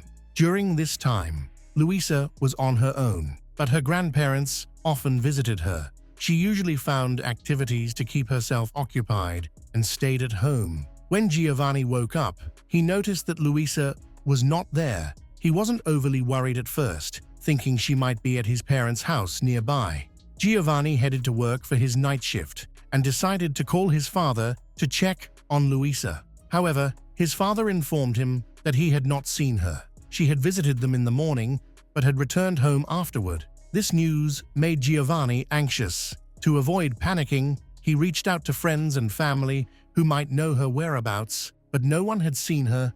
Additionally, Luisa's brother spent the entire day with their grandfather, which increased their concern. Giovanni took a leave of absence from work and, along with his parents, started searching for his daughter. They were very concerned, believing that Luisa was still in danger. On August 21, 2014, after a long night of searching without success, they returned to the police station to report their child's disappearance. As soon as they filed the report, a public announcement was made and many flyers were printed. Pictures of Luisa, along with her description and details about her disappearance, were distributed around the city to seek information. On the same day, witnesses reported seeing Luisa in various cities. Some said she was wandering the streets, while others claimed she was with a group of men. This news was concerning, but also offered a glimmer of hope. Sadly, subsequent searches turned up nothing. Giovanni's anxiety grew with each passing moment. He struggled to eat or sleep, consumed by worry for his daughter's safety. Law enforcement did not stay idle. As soon as they received the report, they started searching for Luisa right away. The detectives treated the situation with great seriousness, particularly because of the abuse allegation. It felt too coincidental. The day before the attack, the girl had gone to the hospital, where the abuse was confirmed. This led to concerns that the attacker might have tried to silence her to prevent her from testifying in court. But how could he have learned about her so quickly? Unfortunately, no one knew the identity or address of the man. There was very little information about the abuser. However, a few individuals could provide more insights. The police reached out to Luisa's mother's friend. She told the detectives that in early January, she and Luisa's mother had enjoyed some beers together after work. During their time together, she received a call from an unknown number. When she answered, she felt at ease upon recognizing the voice of a young hairdresser she had met about 7 years earlier. Based on their conversation, he expressed a desire to meet and talk with them, offering to bring alcohol with him. She readily accepted his suggestion. Luisa's mother's deception was uncovered when it was revealed that she had known the man for a long time. At that moment, the police came up to her. Luisa's mother admitted that the man was her ex-friend, who had been released from prison in early January 2014. She had visited him multiple times while he was in prison. When Luisa's father found out all the details, he was enraged and couldn't understand how she had let such a dangerous man approach her children. However, his main concern at that moment was finding out where Luisa was. Luisa's mother, who was still protecting the suspected, was brief and told the detectives that she didn't know his full name. Everyone who knew him referred to him as Peluco. When investigators sought more information from her, she became hostile and firmly refused to share any details about her personal life or history. Despite the fact that such information could assist in locating her daughter, it appeared that she was indifferent to the well-being of her 13-year-old girl. Unfortunately for police, neither woman was able to provide enough information to help find the man. Giovanni and his father were greatly affected by this setback, as they had been searching for a long time. To gather information, Luisa's grandfather disguised himself as a homeless man and wandered through the city's dangerous areas. Unfortunately, he did not manage to uncover any useful information. On August 26, 2014, a fisherman visited the police station to report a finding. That morning, he had discovered a body along the banks of the Corca River. When the investigators arrived at the scene, they found a dismembered body with parts scattered around, suggesting that wild animals had disturbed the remains. Initially, many of the body parts were missing, but they did find some legs that were tied together with shoelaces. All of these remains were inside a bag. Additionally, a strand of hair was found within the bag, and this limited evidence was carefully collected for identification. Reports of disappearances in the area were checked against recent appeals. The concerns raised by Giovanni about the missing girls were the most closely related. Clothes found on the body matched those of Luisa. DNA samples were taken from Luisa's father to compare with the remains. After 2 months, in October, The results came in. The human remains found by the riverbank were identified as belonging to Louisa. By this time, additional body parts had also been found. A thorough forensic examination revealed that Louisa died from a severe blow to the right side of her head. Her family was heartbroken upon hearing this news. The elderly grandfather expressed that this was the most tragic event he had ever faced in his long life. The investigation's findings were disheartening. Louisa's body showed no evidence of foreign DNA or biological fluids because of the effects of water, leaving uncertainty about whether she had been abused before her death. No fingerprints or other evidence suitable for examination were found on the bag, and the hair discovered on it belonged to Louisa. There were no signs pointing to a suspect. Additionally, investigators have not yet been able to determine the full name of the man who abused Louisa and is likely connected to her death. Louisa's grandfather took action in response to his granddaughter's death. He put up a black and white flag on the front of his house. He explained that the white color symbolizes his granddaughter's purity, while the black represents mourning. He vowed to keep the flag up until the people responsible for her death are apprehended. He continued his efforts even more. At the top of the house, he installed a cross with purple edges to symbolize his sorrow. The sides of the cross were decorated with green garlands, and the center featured red garlands. The green represented his hope that the police would catch the criminals, while the red symbolized the blood shed by his granddaughter. Detectives resumed interviewing the victim's family acquaintances individually. It was during this process that one of Louisa's friends provided crucial information. The schoolboy reported seeing Louisa on the day she went missing. The boy was aware that Giovanni had returned home from his night shift and was resting.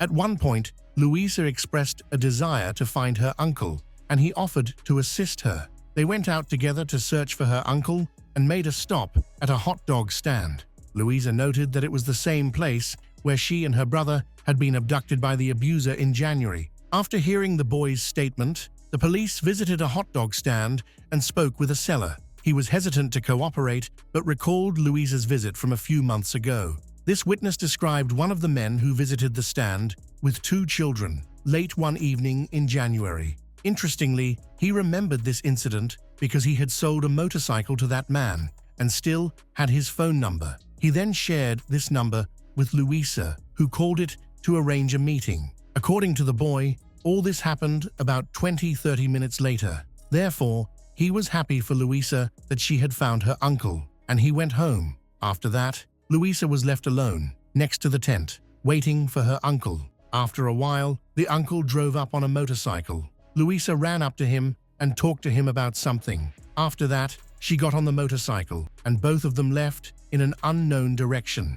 According to the seller, a few days later, he saw a picture of Louisa in a report about her disappearance, but only now connected all these events. Investigators were amazed that so many people knew who they were talking about, but no one could even provide a name for the suspect. After the story of the classmate and the hot dog seller, there were even more questions. Why was Louisa searching for this man so much? Why did she call him uncle and communicate with him? Why did she leave with a dangerous man? It all sounded absurd. In any case, it was necessary to get the name of this person. The police returned to analyzing the information they had. Since Louisa's mother claimed to have visited this person in prison, it became possible to trace these visits. They decided to check this lead, but it took even longer to check the archives. In December 2014, detectives made an important discovery. Louisa's mother had visited Gabriel Jaime Marulanda Sepulveda, who was 43 years old at the time. Investigating Gabriel's background shed light on why witnesses claimed they didn't recognize him. Since 1995, he had a lengthy criminal history, including various offenses, the most severe being the murder of a student at Universidad Nacional de Bogotá. His record included robberies, assaults, domestic violence, illegal possession of weapons, and escaping from prison, along with several incidents where he was not convicted. Overall, he had been arrested 13 times and faced trial 8 times. He was released for the murder charge at the end of 2013. During this period, he had multiple relationships and 3 children. This information contradicted witness statements, leading to suspicions that they may have been intimidated or that Gabriel had misrepresented himself. When the photo of the suspect was shown to Luisa's brother, he instantly recognized him. The investigators also verified the suspect's connection to Gabriel by checking the phone number obtained from a hot dog seller. However, there was no direct evidence linking him to Luisa's murder.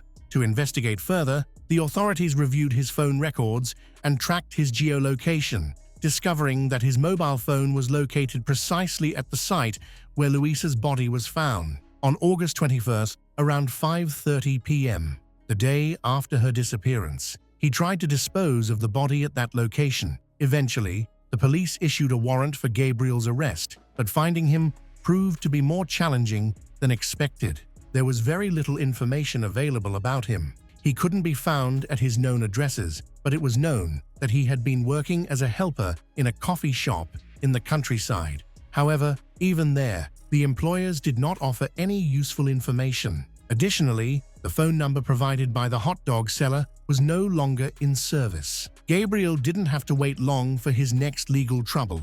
In May 2015, he was arrested while attending a hearing for one of his previous offenses. 2 new charges were added: the abuse and murder of Luisa Fernanda Garces Perez. He could face a prison sentence ranging from 33 to 50 years. Unsurprisingly, Gabriel denied any responsibility for Luisa's death, which led to delays in the trial. The prosecution aimed to collect as much indirect evidence as possible, and a lawyer's involvement further contributed to the postponement. Overall, the hearing was delayed for 2 years, during which the defense tried to paint Gabriel as a victim of police misconduct. There was no concrete evidence linking him to the murder, so the lawyers argued that he was a scapegoat targeted by the police due to a lack of other suspects. Gabriel showed no remorse for his actions. Instead of confessing, he claimed he wasn't in town when Luisa went missing. He also described Luisa's mother as an escort whose services he frequently used, stating this was the reason for his visit to her house in January 2014 while denying any wrongdoing. A crucial witness for the prosecution was a hot dog vendor who had observed Gabriel leaving with Luisa on a motorcycle. Unfortunately, the hot dog vendor did not show up in court. His mother claimed he had found a new job and moved away, but many suspected this was a result of pressure and threats from Gabriel. He was unwilling to testify against Gabriel. The police later learned that he had previously been incarcerated and was a former cellmate of Gabriel, which meant he was aware of Gabriel's violent nature and was afraid for his safety. The hearings started with the prosecutor claiming that Gabriel misled and took Luisa to the riverbank. Gabriel was upset with her when he discovered she was with her father. Giovanni alerted the police. He then hit her on the head, tied her legs with shoelaces, and threw her into the water before escaping. Evidence included witness testimonies and mobile phone records. Ultimately, Gabriel Jaime Marulanda Sepulveda was sentenced to between 25 and 41 years in prison for Luisa's murder and 9 years for the abuse, for a total of 34 to 50 years. Despite the fact that Luisa's family achieved justice, many questions remained unanswered. The criminal never confessed why Louise called him uncle, why she met with him willingly, or why she left with him on a motorcycle. The police believed that Luisa wanted to meet with him to inform him that she had reported him to the authorities and that she probably did not fully realize how dangerous the situation was. After these events, Giovanni still believed that not all perpetrators were held accountable for their crimes. He blamed his ex-wife for the misadventures his daughter had gone through, as well as for her death. However, it seemed that the woman was not overly troubled by all of this. Although many condemned the mother for her carelessness, which cost her daughter dearly, she was never held accountable